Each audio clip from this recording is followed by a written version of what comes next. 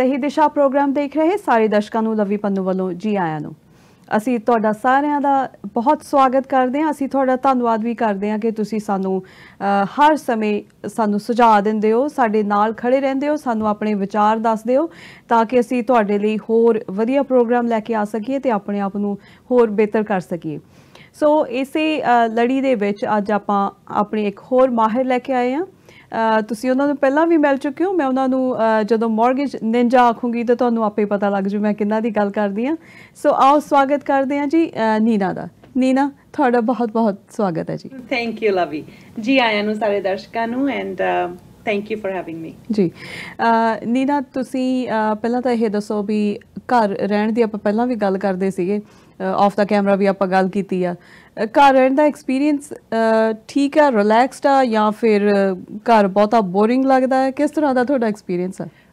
I would say it's mixed, ਬਹੁਤ mixed experience ਹੈ। ਸ਼ੁਰੂ ਵਿੱਚ ਬਹੁਤ ਇੱਦਾਂ ਲੱਗਦਾ ਸੀ ਓ ਮਾਈ ਗॉड ਆਪਾਂ ਘਰ ਬੈਠਾਂਗੇ, ਕੋਈ ਟੈਨਸ਼ਨ ਨਹੀਂ, ਯੂ نو ਆਪਾਂ ਲਾਟਰੀ ਲੱਗ ਗਈ ਇੱਕ ਤਰੀਕੇ ਨਾਲ ਵੀ। ਘਰ ਯੂਜੂਅਲੀ ਉਹ ਜਿਹੜੀ ਹਸਲ ਹੁੰਦੀ ਹੈ ਐਵਰੀਡੇ, ਉੱਠੋ ਕੰਮ ਤੇ ਜਾਓ, ਬੱਚੇ ਨੂੰ ਸਕੂਲ ਭੇਜੋ, ਸ਼ਾਮ ਨੂੰ ਆਓ, ਖਾਣਾ ਬਣਾਓ, ਯੂ نو। ਉਸ ਤੋਂ ਬਾਅਦ ਇੱਦਾਂ ਲੱਗਦਾ ਸੀ ਤਾਂ ਵੈਕੇਸ਼ਨ ਮੋਡ ਵਿੱਚ ਆ ਗਿਆ ਸਾਰਾ ਕੁਝ। ਮੇਰੇ ਖਿਆਲ ਤੋਂ ਉਹ ਮਸਾਂ 2 ਜਾਂ 3 ਦਿਨ ਹੀ ਲਾਸਟ ਕੀਤਾ ਹੋਣਾ। ਐਂਡ ਦੈਨ ਉਸ ਤੋਂ ਬਾਅਦ ਫਿਰ ਇੱਕ what I realized is ਕਿ ਇੱਕ ਡਿਫਰੈਂਟ ਤਰੀਕੇ ਦੀ ਸਟ੍ਰੈਸ ਬਿਲਡ ਅਪ ਹੋਣੀ ਸ਼ੁਰੂ ਹੋ ਜਾਂਦੀ ਹੈ ਜੀ, ਕਿਉਂਕਿ ਐਕਚੁਅਲੀ ਇਹ ਵੈਕੇਸ਼ਨ ਨਹੀਂ ਹੈ। ਐਕਚੁਅਲੀ ਇਟਸ ਨਾਟ ਕਿ ਅਸੀਂ ਬਿਲਕੁਲ ਲੈਟ ਲੂਜ਼ ਆ ਔਰ ਕੋਈ ਟੈਨਸ਼ਨ ਨਹੀਂ ਹੈ। ਬੱਚਾ ਸਕੂਲ ਨਹੀਂ ਜਾ ਰਿਹਾ ਪਰ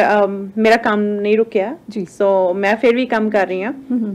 ਐਂਡ ਦੇਅਰਸ ਰਿਸਟ੍ਰਿਕਸ਼ਨਸ। ਵੈਕੇਸ਼ਨ ਵਿੱਚ ਤੁਸੀਂ ਫਰੈਂਡਸ ਕੋਲ ਜਾ ਸਕਦੇ ਹੋ, ਬੱਚੇ ਓਵਰ ਲੈ ਕੇ ਆ ਸਕਦੇ ਹੋ ਆਪਣੇ ਫਰੈਂਡਸ ਤੇ। ਦੇਅਰ ਸੋ ਮੈਨੀ ਥਿੰਗਸ ਯੂ ਕੈਨ ਡੂ। ਪਰ ਹੁਣ ਇਸ ਕੇਸ ਵਿੱਚ ਇੱਕ ਡਿਫਰੈਂਟ ਸਟ੍ਰੈਸ ਬਿਲਡ ਅਪ ਹੋ ਰਹੀ ਹੈ ਬਿਕਾਜ਼ ਸੋਸ਼ਲ ਡਿਸਟੈਂਸਿੰਗ ਕਰਕੇ ਜਿਹੜਾ ਸੋਸ਼ਲ ਕਨੈਕਸ਼ਨਸ ਨੇ ਉਹ ਬਿਲਕੁਲ ਬੰਦ ਹੋ ਗਏ ਨੇ। ਪ੍ਰੋਡਕਟਿਵ ਕੁਝ ਹੋ ਨਹੀਂ ਰਿਹਾ ਕਿਉਂਕਿ ਮੇਰੇ ਵਰਗੇ ਨੇ ਜਦੋਂ ਕੰਪਿਊਟਰ ਤੇ ਬੈਠ ਕੇ ਕੰਮ ਕਰਨਾ, ਇਧਰੋਂ ਦੀ ਆਵਾਜ਼ ਆਣੀ ਹੈ ਮੰਮਾ, ਇਧਰੋਂ ਦੀ ਆਵਾਜ਼ ਆਣੀ ਹੈ ਮੰਮਾ। ਸੋ ਇੱਕ ਤਰੀਕੇ ਨਾਲ ਡਿਸਟਰੈਕਸ਼ਨਸ ਵੀ ਹੈਗੀਆਂ ਨੇ, ਫੋਕਸ ਵੀ ਨਹੀਂ ਕਰ ਸਕਦੇ। ਸੋ ਆਈ ਵੁੱਡ ਸੇ ਕਿ ਹੌਲੇ ਹੌਲੇ ਉਹ ਥੋੜਾ ਜਿਹਾ ਨਾ ਚੈਲੰਜਿੰਗ ਵਾਲੀ ਸਾਈਡ ਨੂੰ ਜਾਣ ਲੱਗ ਪਿਆ ਸੀ। ਪਰ ਮੈਨੂੰ ਨਾ ਇਹ ਵੀ ਲੱਗਦਾ ਕਿ ਇੱਕ ਤਾਂ ਆਪਣੀ ਬਹੁਤ ਵੱਡੀ ਜ਼ਿੰਮੇਵਾਰੀ ਹੋ ਗਈ ਆ ਕਿਉਂਕਿ ਇਨੀਸ਼ੀਅਲ ਸਟੇਜਸ ਦੇ ਵਿੱਚ ਸਿਰਫ ਆਪਣੀ ਗੱਲ ਨਹੀਂ, ਕੈਨੇਡਾ ਦੀ ਗੱਲ ਨਹੀਂ ਕਰਦੇ, ਜੇ ਆਪਾਂ ਹੋਰ ਕੰਟਰੀਜ਼ ਦੀ ਵੀ ਗੱਲ ਕਰੀਏ, ਸਾਰਿਆਂ ਦਾ ਫੀਡਬੈਕ ਇਹੀ ਸੀ ਵੀ ਜੇ ਲੋਕਡਾਊਨ ਹੁੰਦਾ ਤਾਂ ਅਸੀਂ ਕਿੱਦਾਂ ਘਰਾਂ 'ਚ ਰਹਾਂਗੇ, ਹੈ ਨਾ। ਪਰ ਫਿਰ ਅਗੇਨ ਸਾਰਿਆਂ ਨੇ ਆਪਣੀ ਸੋਸ਼ਲ ਜ਼ਿੰਮੇਵਾਰੀ ਸਮਝੀ ਆ ਸਮਾਜਿਕ ਤੌਰ 'ਤੇ, ਜਾਂ ਆਪਣੇ ਆਪ ਨੂੰ ਪੂਰੇ ਮੋਟੀਵੇਟ ਕੀਤਾ ਜਾਂ ਆਪਣੇ ਆਪ ਨੂੰ ਇਸ ਤਰ੍ਹਾਂ ਦੇ ਨਾਲ ਢਾਲਿਆ ਕਿ ਆਪਣਾ ਟਾਈਮ ਕੁਆਲਿਟੀ ਯੂਜ਼ ਟਾਈਮ ਦਾ ਕਿਸ ਤਰ੍ਹਾਂ ਕਰ ਸਕੀਏ, ਹੈ ਨਾ। ਸੋ ਮੈਨੂੰ ਲੱਗਦਾ ਹੁਣ ਆਪਾਂ ਵੀ ਤੇ ਕਾਫੀ ਆਪਣੇ ਵਰਗੇ ਜਿਹੜੇ ਰੋਜ਼ਮਰਾ ਦੀ ਜ਼ਿੰਦਗੀ 'ਚ ਭੱਜ ਨੱਠ ਕਰਨ ਵਾਲੇ ਲੋਕ ਸੀਗੇ ਜਾਂ ਡਿਫਰੈਂਟ ਪ੍ਰੋਫੈਸ਼ਨਲਸ ਜਿੰਨੇ ਵੀ ਸੀਗੇ, ਉਹਨਾਂ ਨੂੰ ਇੱਕ ਤਰੀਕਾ ਆ ਗਿਆ। ਸੋ ਉਹਨਾਂ ਨੇ ਆਪਣਾ ਟਾਈਮ ਟੇਬਲ ਮੈਨੂੰ ਲੱਗਦਾ ਹੁਣ ਸੈੱਟ ਕਰ ਲਿਆ। ਹਾਂਜੀ, ਇੱਕ ਗੱਲ ਮੈਂ ਹੋਰ ਕਹਿਣਾ ਚਾਹੂੰਗੀ ਵਿਦ ਕਿਡਸ, ਆਈ ਥਿੰਕ ਮੈਨੂੰ ਇੱਦਾਂ ਲੱਗਦਾ ਇਹ ਇੱਕ ਬਹੁਤ ਵੱਡੀ ਓਪਰਚੁਨਿਟੀ ਹੈ ਜੀ। ਜਦੋਂ ਹੁਣ ਬੱਚੇ ਨੂੰ ਤੁਸੀਂ ਬਾਹਰ ਨਹੀਂ ਲੈ ਕੇ ਜਾਂਦੇ, ਬੱਚਾ ਕਹਿੰਦਾ ਮੈਂ ਆਪਣੇ ਫਰੈਂਡਸ ਨਾਲ ਖੇਡਣ ਜਾਣਾ ਆ, ਮੈਂ ਫਰੈਂਡ ਨੂੰ ਓਵਰ ਸੱਦਣਾ ਆਪਣੇ, ਤੁਸੀਂ ਉਹਨੂੰ ਕਹਿੰਦੇ ਹੋ ਨਹੀਂ, ਬੱਚਾ ਕਹਿੰਦਾ ਕਿਉਂ, ਮੈਂ ਕਿਉਂ ਨਹੀਂ ਬੁਲਾ ਸਕਦਾ ਅਗਲੇ ਦੂਸਰੇ ਬੱਚੇ ਨੂੰ ਘਰੇ, ਜਾਂ ਮੈਨੂੰ ਲੈ ਕੇ ਜਾਓ ਕਿਤੇ, ਜਾਂ ਮੈਂ ਗਰੋਸਰੀ ਲੈਣ ਤੁਹਾਡੇ ਨਾਲ ਕਿਉਂ ਨਹੀਂ ਜਾ ਸਕਦਾ, ਮੈਂ ਪਾਰਕ ਵਿੱਚ ਕਿਉਂ ਨਹੀਂ ਜਾ ਸਕਦਾ। Like kids look forward to ਕਿ ਅਸੀਂ ਪਾਰਕ ਜਾਵਾਂਗੇ। ਔਰ ਮੈਨੂੰ ਇੱਦਾਂ ਲੱਗਦਾ ਹੈ ਇੱਕ ਬਹੁਤ ਵੱਡੀ ਓਪਰਚੁਨਿਟੀ ਹੈ। ਮੈਂ ਆਪਣੇ ਬੇਟੇ ਨੂੰ ਹਮੇਸ਼ਾ ਇਹ ਗੱਲ ਰਿਮਾਈਂਡ ਕਰਾਉਂਦੀ ਹਾਂ, ਮੈਂ ਕਹਿੰਦੀ ਹਾਂ ਬੱਚੇ ਕੁਛ ਰਿਸਪੋਂਸਿਬਿਲਿਟੀਜ਼ ਪਰਸਨਲ ਹੁੰਦੀਆਂ ਨੇ, ਕੁਛ ਰਿਸਪੋਂਸਿਬਿਲਿਟੀਜ਼ ਜਿਹੜੀਆਂ ਨੇ ਐਜ਼ ਅ ਸਿਟੀਜ਼ਨ ਕਮਿਊਨਿਟੀ ਦੀਆਂ ਰਿਸਪੋਂਸਿਬਿਲਿਟੀਜ਼ ਹੁੰਦੀਆਂ। ਐਂਡ ਮੈਂ ਬਾਰ ਬਾਰ ਉਹਨੂੰ ਇਹੀ ਗੱਲ ਸਮਝਾਉਂਦੀ ਹਾਂ ਕਿ ਕਰਮਨ ਐਜ਼ ਅ ਸਿਟੀਜ਼ਨ ਅਸੀਂ ਆਪਣਾ ਇਸ ਵੇਲੇ ਰਿਸਪੋਂਸਿਬਿਲਿਟੀ ਨਿਭਾਉਣੀ ਹੈ, ਅਸੀਂ ਇਹਨਾਂ ਰੂਲਸ ਦੀ ਰਿਸਪੈਕਟ ਕਰਨੀ ਹੈ because we want to say yes we are good citizens and ਜਿਹੜਾ ਸਾਡਾ ਯੋਗਦਾਨ ਹੈ ਅਸੀਂ ਉਹਦੇ ਵਿੱਚ ਪਾਉਣਾ ਹੈ। ਬਿਲਕੁਲ। ਸੋ ਕਮਿੰਗ ਬੈਕ ਟੂ ਇਟ, ਇਹ ਬੱਚਿਆਂ ਲਈ ਓਪਰਚੁਨਿਟੀ ਹੈ ਕਿ ਉਹਨਾਂ ਨੂੰ ਇਹ ਨਾ ਫੀਲ ਹੋਵੇ ਕਿ ਓ ਮਾਈ ਗॉड ਸਾਡੀ ਤਾਂ ਯੂ نو ਲਾਈਫ ਸਟਕ ਹੋ ਗਈ। ਉਹਨਾਂ ਨੂੰ ਇਹ ਫੀਲ ਹੋਵੇ ਕਿ they are achieving something because ਉਹ ਕੁਛ ਅਚੀਵ ਕਰ ਰਹੇ ਨੇ, ਉਹ ਯੋਗਦਾਨ ਪਾ ਰਹੇ ਨੇ। ਉਹਨਾਂ ਦਾ ਛੋਟਾ ਜਿਹਾ ਯੋਗਦਾਨ ਹੈ ਪਰ ਉਹ ਬਹੁਤ ਮੈਟਰ ਕਰਦਾ। ਮੈਨੂੰ ਨੀਨਾ ਇਹ ਵੀ ਮਹਿਸੂਸ ਹੁੰਦਾ ਹੁਣ ਜਿੱਦਾਂ ਬੱਚੇ ਘਰ 'ਚ ਹੈਗੇ ਆ,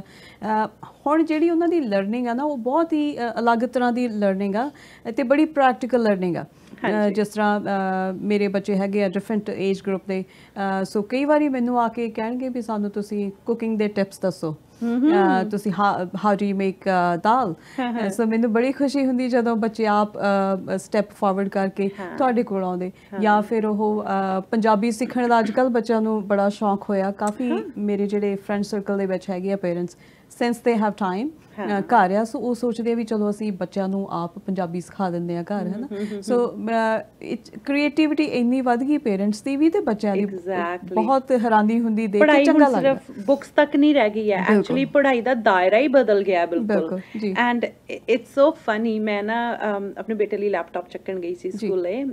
and we are blessed to be in a country I have to say ਜਿੱਥੇ ਸਾਡੇ ਬੱਚਿਆਂ ਨੂੰ ਜੇ ਕੋਈ ਫੈਸਿਲਿਟੀ ਨਹੀਂ ਹੈ ਦੇ ਆਰ ਪ੍ਰੋਵਾਈਡਿੰਗ ਇਟ ਹੈ ਨਾ ਮੇਰੇ ਬੇਟੇ ਨੂੰ ਥੋੜਾ ਜਿਹਾ ਇਸ਼ੂ ਆ ਰਿਹਾ ਸੀ ਸਾਡੇ ਲੈਪਟਾਪ ਨਾਲ ਤੇ ਸਕੂਲ ਕੇਮ ਫਾਰਵਰਡ ਸਕੂਲ ਸਾਡਾ ਅਸੀਂ ਤੁਹਾਨੂੰ ਲੈਪਟਾਪ ਦਾਂਗੇ ਮੈਂ ਪਿਕ ਕਰਨ ਗਈ and principal came out to see me ਤੇ ਮੈਨੂੰ ਕਹਿੰਦੇ ਵੀ ਕਿੱਦਾਂ ਚੱਲ ਰਿਹਾ ਸਾਰਾ ਕੁਝ ਮੈਂ ਕਿਹਾ ਹੋਰ ਤਾਂ ਮੈਨੂੰ ਪਤਾ ਨਹੀਂ ਪਰ ਪਲੀਜ਼ ਕੁਆਰੰਟਾਈਨ ਦੇ ਐਂਡ ਤੱਕ ਇੱਕ ਟੀਚਿੰਗ ਡਿਗਰੀ ਮੈਨੂੰ ਜ਼ਰੂਰ ਦੇ ਦਿਓ ਐਂਡ ਆਮ ਲਾਈਕ ਮੈਨੂੰ ਨਹੀਂ ਪਤਾ ਵੀ ਤੁਹਾਡੇ ਟੀਚਰ 28 ਕਿਡਸ ਕਿੱਦਾਂ ਸਾਂਭਦੇ ਨੇ ਮੈਂ ਇੱਕੋ ਹੀ ਸਾਂਭਣਾ ਹੈ ਪਰ ਮੇਰੀ ਡਿਗਰੀ ਪੱਕੀ ਕਰ ਦਿਓ ਐਗਜ਼ੈਕਟਲੀ ਬਿਲਕੁਲ ਜੀ ਬਹੁਤ ਵਧੀਆ ਲਰਨਿੰਗ ਐਕਸਪੀਰੀਅੰਸ ਆਪਣੇ ਐਜ਼ ਅ ਪੇਰੈਂਟਸ ਤੇ ਬੱਚਿਆਂ ਵਾਸਤੇ ਵੀ ਸੋ ਇਹਦੇ ਨਾਲ ਹੀ ਨਹੀਂ ਨਾ ਆਪਾਂ ਸੋਸ਼ਲ ਡਿਸਟੈਂਸਿੰਗ ਦੀ ਸੋ ਅੱਜ ਕੱਲ੍ਹ ਆਪਾਂ ਜਿਵੇਂ ਹਰ ਜਗ੍ਹਾ ਤੇ ਦੇਖਦੇ ਹਾਂ ਪਰ ਨਾਲ ਇਹ ਬੜੀ ਹੈਰਾਨੀ ਵਾਲੀ ਗੱਲ ਹੈ ਕਿ ਆਮ ਜਿਹੜੀ ਜਨਤਾ ਹੈਗੀ ਜਾਂ ਆਪਾਂ ਵੀ ਜਦੋਂ ਕਿਤੇ ਜਾਂਦੇ ਹਾਂ ਤੇ ਬੜੀ ਮਿਊਚੁਅਲ ਰਿਸਪੈਕਟ ਬੜੀ ਵੱਧ ਗਈ ਲੋਕਾਂ 'ਚ ਸੋਸ਼ਲ ਡਿਸਟੈਂਸਿੰਗ ਨੂੰ ਬਹੁਤ ਵਧੀਆ ਤਰੀਕੇ ਨਾਲ ਲੋਕੀ ਰਿਸਪੈਕਟ ਕਰ ਰਹੇ ਆ ਤੇ ਆਪਣਾ ਡਿਸਟੈਂਸ ਮੇਨਟੇਨ ਵੀ ਕਰ ਰਹੇ ਆ ਸੋ ਤੁਸੀਂ ਇੱਦਾਂ ਦਾ ਕੁਛ ਐਕਸਪੀਰੀਅੰਸ ਕੀਤਾ ਹੋਵੇ ਹਾਂਜੀ ਜਦੋਂ ਹੁਣ ਆਪਾਂ ਸਟੋਰਸ ਵਿੱਚ ਜਾਂਦੇ ਹਾਂ ਸਭ ਕੁਝ ਇੰਨਾ ਸਟਰੀਮਲਾਈਨਡ ਹੈ ਜੀ ਹੈ ਨਾ ਜਦੋਂ ਸਟੋਰ 'ਚ ਕਦੇ ਗਰੋਸਰੀ ਵੀ ਲੈਣ ਚਾਹੀਦੀ ਹੈ ਜਾਂ ਜੇ ਅਰਾਊਂਡ ਦਾ ਬਲਾਕ ਵਾਕ ਵੀ ਕਰਨ ਚਾਹੀਦੀ ਹੈ ਇਟਸ ਸੋ ਬਿਊਟੀਫੁਲ ਮੈਂ ਆਪਣੇ ਬੇਟੇ ਨਾਲ ਗਈ ਇੱਕ ਦਿਨ ਵਾਕ ਕਰਨ ਲਈ ਲੋਕੀ ਇੰਨੇ ਸੈਂਸਿਬਲ ਨੇ ਕਿ ਅੱਗੇ ਸਾਹਮਣੇ ਕੋਈ ਆ ਰਿਹਾ ਸੀਗਾ ਐਂਡ ਸਿੰਸ ਮੇਰਾ ਬੇਟਾ ਸੀ ਉਹਨੇ 6 feet back on the side ਕਿਸੇ ਘਰ ਦਾ ਮੇਨ ਸਟਰੀਟ ਦੀ ਸਾਈਡ ਵਾਕ ਸੀਗੀ ਉਹਨੇ ਘਰ ਦੀ ਪਾਰਕਿੰਗ ਦੇ ਵਿੱਚ 6 ਫੀਟ ਅਵੇ ਹੋ ਕੇ ਪਹਿਲੇ ਕਿਹਾ ਕਿ ਤੁਸੀਂ ਦੋਵੇਂ ਨਿਕਲ ਜਾਓ and then all leave it was so sweet the way we're all cooperating grocery stores ਵਿੱਚ ਜਾਈਦਾ ਉਹਨਾਂ ਨੇ ਪ੍ਰੋਪਰ ਸਟਰੀਮਲਾਈਨ ਕੀਤਾ ਹੈ ਹਰ ਬੰਦਾ 6 ਫੀਟ ਦੀ ਦੂਰੀ ਤੇ ਤੁਹਾਡੀ ਰਿਸਪੈਕਟ ਸਪੇਸ ਦੀ ਕਰ ਰਿਹਾ ਹੈ ਨਾ ਇਟਸ ਲਾਈਕ ਹਰ ਇੱਕ ਨੂੰ ਇਹੀ ਹੈ ਕਿ ਮੈਂ ਆਪਣਾ ਪਾਰਟ ਜਿਹੜਾ ਹੈ ਉਹ ਪੂਰੀ ਤਰ੍ਹਾਂ ਨਿਭਾਵਾਂ ਹਾਂਜੀ ਪੂਰੀ ਸ਼ਿੱਦਤ ਨਾਲ ਨਿਭਾਵਾਂ ਬਿਲਕੁਲ ਨਹੀਂ ਨਾ ਇੱਕ ਹੋਰ ਇੰਟਰਸਟਿੰਗ ਜੀ ਚੀਜ਼ ਦੇਖਣ ਨੂੰ ਮਿਲੀ ਸੀ ਸੋਸ਼ਲ ਮੀਡੀਆ ਦੇ ਉੱਤੇ ਕਿ ਕਿਸੇ ਗਰੋਸਰੀ ਸਟੋਰ ਦੇ ਪਾਰਕਿੰਗ ਲੋਟ ਦੇ ਵਿੱਚ ਜਿਹੜੇ ਲੋਕ ਉਡੀਕ ਕਰ ਰਹੇ ਸੀ ਆਪਣੀ ਵਾਰੀ ਦੀ ਸੋ ਉਹਨਾਂ ਨੇ ਕ੍ਰੀਏਟਿਵਲੀ ਇਸ ਤਰ੍ਹਾਂ ਯੂਜ਼ ਕੀਤਾ ਕਿ ਇੱਕ ਐਕਸਰਸਾਈਜ਼ ਕਰਨ ਵਾਸਤੇ ਉੱਥੇ ਲੋਕਾਂ ਨੂੰ ਬਹੁਤ ਇੰਸਪਾਇਰ ਕੀਤਾ ਸੋ ਜਿੰਨਾ ਟਾਈਮ ਉਹਨਾਂ ਕੋਲ ਸੀਗਾ ਕਿ ਉਹ ਵੇਟ ਹੀ ਕਰ ਰਹੇ ਸੀਗੇ ਸੋ ਕ੍ਰੀਏਟਿਵਲੀ ਉਹਨਾਂ ਨੇ ਕਿਹਾ ਵੀ ਇੰਨਾ ਟਾਈਮ ਤੁਸੀਂ ਵਰਕਆਊਟ ਕਰ ਲਓ and I think it's a very good idea ya absolutely and ਕਈ ਨੇਬਰਹੁਡਸ ਵਿੱਚ ਵੀ ਲੋਕੀ ਜਿਹੜੇ ਨੇ ਆ ਮੈਂ ਕੱਲ ਪਰਸੋਂ ਪੜ੍ਹ ਰਹੀ ਸੀਗੀ ਉਹਨਾਂ ਨੇ ਕੀ ਕੀਤਾ ਦੇ ਡਿਡ ਟੇਕ ਆਊਟ ਫੂਡ ਸਾਰੇ ਆਪਣੀ ਨੇਬਰਹੁਡ ਦੇ ਬਾਹਰ ਘਰਾਂ ਦੇ ਬਾਹਰ ਬੈਠੇ ਐਂਡ ਆਈ ਥਿੰਕ ਕਿ ਮੈਨੂੰ ਨਹੀਂ ਯਾਦ ਕਿ ਪਿਛਲੇ ਇੰਨੇ ਟਾਈਮ ਵਿੱਚ ਕਦੇ ਆਪਾਂ ਇਹ ਟਾਈਮ ਕੱਢਿਆ ਕਿ ਅਸੀਂ ਜਾਣੀਏ ਸਾਡਾ ਨੇਬਰ ਕੌਣ ਹੈ ਜੀ ਕੀ ਕਰਦਾ ਹੈ like you know other than what they look like ਸਾਨੂੰ ਜਦ ਬਾਲਾ ਪਤਾ ਹੀ ਨਹੀਂ ਆਪਣੇ ਮੇਬੀ ਇੱਕ ਅੱਧੇ ਨੇਬਰ ਨੂੰ ਤੁਸੀਂ ਜਾਣਦੇ ਹੋਗੇ ਤੁਹਾਡੇ ਘਰ ਦੇ ਆਲੇ ਦੁਆਲੇ ਜੇ 12 ਘਰ ਚੱਕ ਲਈਏ ਤੇ ਉਹਦੇ ਵਿੱਚੋਂ ਵਾਟ ਇਜ਼ ਦਾ ਪਰਸੈਂਟੇਜ ਕਿ ਤੁਹਾਨੂੰ ਪਤਾ ਹੋਊਗਾ ਤੁਹਾਡਾ ਨੇਬਰ ਕੌਣ ਹੈ ਔਰ ਕੀ ਕਰ ਰਿਹਾ ਨਾ this is perfect time to create those bonds ਬਿਲਕੁਲ ਹਿਊਮਨ ਰਿਲੇਸ਼ਨਸ਼ਿਪ ਹਿਊਮਨ ਟੱਚ ਦੀ ਆਪਾਂ ਨੂੰ ਵੈਲਿਊ ਪਤਾ ਲੱਗਣ ਲੱਗ ਗਈ ਹੈ ਨਾ ਸੋ ਨੀਦਾ ਇਹ ਤਾਂ ਆਪਣੇ ਸੀਗੀਆਂ ਆਪਣੀ ਕਰੰਟ ਸਿਚੁਏਸ਼ਨ ਤੇ ਗੱਲਾਂ ਸੋ ਆਪਾਂ ਵਾਪਸ ਆਉਂਦੇ ਆਪਣੇ ਫਾਈਨੈਂਸ ਦੇ ਫੀਲਡ ਦੇ ਉੱਤੇ ਹੈ ਨਾ ਸੋ ਨੀਦਾ ਹੁਣ ਤੁਸੀਂ ਮੈਨੂੰ ਇਹ ਦੱਸੋ ਵੀ ਜਿਹੜਾ ਮਾਰਕੀਟ ਟ੍ਰੈਂਡ ਤੁਸੀਂ ਦੇਖ ਰਹੇ ਹੋ ਮੌਰਗੇਜ ਦਾ ਤੁਸੀਂ ਇੱਕ ਬਹੁਤ ਹੀ ਵਾਈਡ ਜੇ ਪਰਸਪੈਕਟਿਵ ਨਾਲ ਦੱਸੋ ਵੀ 2020 ਦਾ ਟ੍ਰੈਂਡ ਤੁਸੀਂ ਕਿਸ ਤਰ੍ਹਾਂ ਫੋਰਕਾਸਟ ਕਰਦੇ ਹੋ ਜਾਂ ਕਿਸ ਤਰ੍ਹਾਂ ਦੇਖਦੇ ਹੋ 2020 ਕਿਹੋ ਜਿਹਾ ਈਅਰ ਹੈ ਜਿਹਨੇ ਸਾਰਿਆਂ ਨੂੰ ਹੀ ਕੰਪਲੀਟਲੀ ਬੈਕਫੁੱਟ ਕਰ ਦਿੱਤਾ ਹੈ ਹਰ ਇੱਕ ਦੀਆਂ ਬਹੁਤ ਪ੍ਰੈਡਿਕਸ਼ਨ ਸੀ ਫੋਰਕਾਸਟ ਸੀ ਜੋ 2020 ਸ਼ੁਰੂ ਹੋਇਆ 2020 ਵਿੱਚ ਪ੍ਰਾਈਸਿਸ ਇਦਾਂ ਇਨਕਰੀਜ਼ ਹੋਣਗੀਆਂ ਸੇਲਸ ਇਦਾਂ ਹੋਣਗੀਆਂ 2020 ਚੜਿਆ and just 2020 took over and said this is me I am going to decide what's going to happen so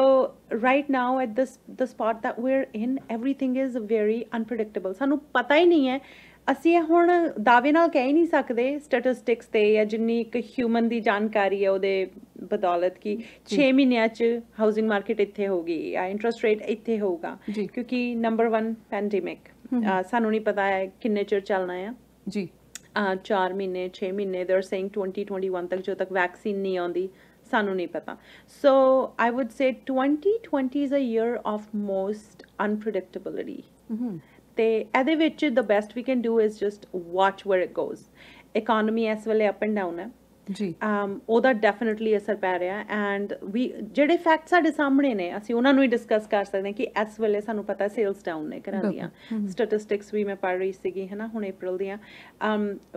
definitely ਪਿਛਲੇ ਸਾਲ ਨਾਲੋਂ numbers down ਨੇ ਪਰ they're still strong I would say ਪਰ numbers definitely down ਨੇ ਉਹਦਾ ਫਰਕ ਪੈਣਾ ਆ ਅੱਗੇ let's say ਜੇ ਆਹੀ ਹਾਲਾਤ ਰਹੇ ਅੱਗੇ 6 ਮਹੀਨੇ ਤੇ ਸਾਨੂੰ ਲੱਗਦਾ ਹੈ ਕਿ numbers ਫੇਰ ਡਾਊਨ ਜਾਣਗੇ ਹੋਰ sales numbers down ਜਾਣਗੇ interest rate impact ਹੋਊਗਾ ਘਰਾਂ ਦੇ sales ਤੇ impact ਹੋਊਗਾ demand ਤੇ impact ਹੋਊਗਾ supply ਤੇ impact ਹੋਊਗਾ ਕਿਉਂਕਿ ਬਹੁਤ ਸਾਰੇ ਲੋਕ ਨੇ ਜਿਹੜੇ ਹੁਣ ਘਰ sale ਤੇ ਲਗਾ ਨਹੀਂ ਰਹੇ so if there's not really much supply then pretty much balance ਉੱਥੇ ਦਾ ਉੱਥੇ ਰਹੇਗਾ ਜੇ ਅਸੀਂ ਕਹੀਏ ਮੈਨੂੰ ਨਾ ਐਕਚੁਅਲੀ ਥੋੜੇ ਦਿਨ ਪਹਿਲੇ ਕਲਾਇੰਟ ਦਾ ਫੋਨ ਆਇਆ ਕਲਾਇੰਟ ਕਹਿੰਦਾ ਨੀਨਾ ਇਜ਼ ਇਟ ਓਕੇ ਕਿ ਵੀ ਆਪਾਂ 6 ਮਹੀਨੇ ਵੇਟ ਕਰ ਲਈਏ and let's see we market 'ਚ ਪ੍ਰਾਈਸਿਸ ਘਟ ਜਾਣ ਤਾਂ ਮੈਂ 6 ਮਹੀਨੇ ਬਾਅਦ ਕਰ ਲੈ ਲੂੰਗਾ ਹੈ ਨਾ I'm like perfect no problem let me help you understand a little bit more ਹੈ ਨਾ ਐਂਡ ਮੈਂ ਉਹਨਾਂ ਨੂੰ ਕਿਹਾ ਜਿਹੜੀ ਪ੍ਰਾਈਸਿਸ ਨੇ ਇਹ ਸਪਲਾਈ ਐਂਡ ਡਿਮਾਂਡ ਇਸ਼ੂ ਹੈ ਇੱਥੇ ਥੋੜਾ ਜਿਹਾ ਜੇ ਸਾਡੇ ਕੋਲ ਸਪਲਾਈ ਹੋ ਜਾਵੇ ਜ਼ਿਆਦਾ ਡਿਮਾਂਡ ਹੋ ਜਾਵੇ ਘੱਟ ਉਦੋਂ ਜਿਹੜੀਆਂ ਪ੍ਰਾਈਸਿਸ ਨੇ ਮੇਨਲੀ ਹੈ ਨਾ ਹੋਰ ਵੀ ਬਹੁਤ ਫੈਕਟਰਸ ਹੁੰਦੇ ਪਰ ਅਸੀਂ ਮੇਨ ਫੈਕਟਰ ਡਿਸਕਸ ਕਰ ਰਹੇ ਹਾਂ ਤੇ ਉਸ ਕੇਸ ਵਿੱਚ ਜਿਹੜੀਆਂ ਪ੍ਰਾਈਸਿਸ ਨੇ ਉਹ ਥੱਲੇ ਆ ਜਾਂਦੀਆਂ ਨੇ ਇਸ ਕੇਸ ਵਿੱਚ ਇਟ ਇਜ਼ ਅਨਪ੍ਰੈਡਿਕਟੇਬਲ ਸਾਨੂੰ ਨਹੀਂ ਪਤਾ 6 ਮਹੀਨਿਆਂ ਨੂੰ ਪ੍ਰਾਈਸਿਸ ਥੱਲੇ ਆਣਗੀਆਂ ਵੀ ਕਿ ਨਹੀਂ ਬਿਕਾਜ਼ ਲੋਕੀ ਘਰ ਨਹੀਂ ਲਗਾ ਰਹੇ ਸੇਲ ਦੇ ਉੱਤੇ so if there is no extra supply and it still feeds the demand then really prices ਥੱਲੇ ਆਉਣ ਦਾ ਕੋਈ ਬਹੁਤ high probability ਨਹੀਂ ਹੈ ਬਿਲਕੁਲ right so I would come back to it and say we're all thrown off we're all thrown off and we'll play as it goes ਬਿਲਕੁਲ ਸੋ ਨੀਨਾ ਆਪਾਂ ਆਪਣੀ ਗੱਲਬਾਤ ਨੂੰ ਇਸੇ ਤਰੀਕੇ ਨਾਲ ਜਾਰੀ ਰੱਖਾਂਗੇ ਆਪਾਂ ਇੱਕ ਛੋਟਾ ਜਿਹਾ ਬ੍ਰੇਕ ਲੈ ਲਈਏ ਜੀ ਸੋ ਅਸੀਂ ਵਾਪਸ ਆਉਂਦੇ ਇੱਕ ਛੋਟੇ ਜਿਹੇ ਬ੍ਰੇਕ ਤੋਂ ਬਾਅਦ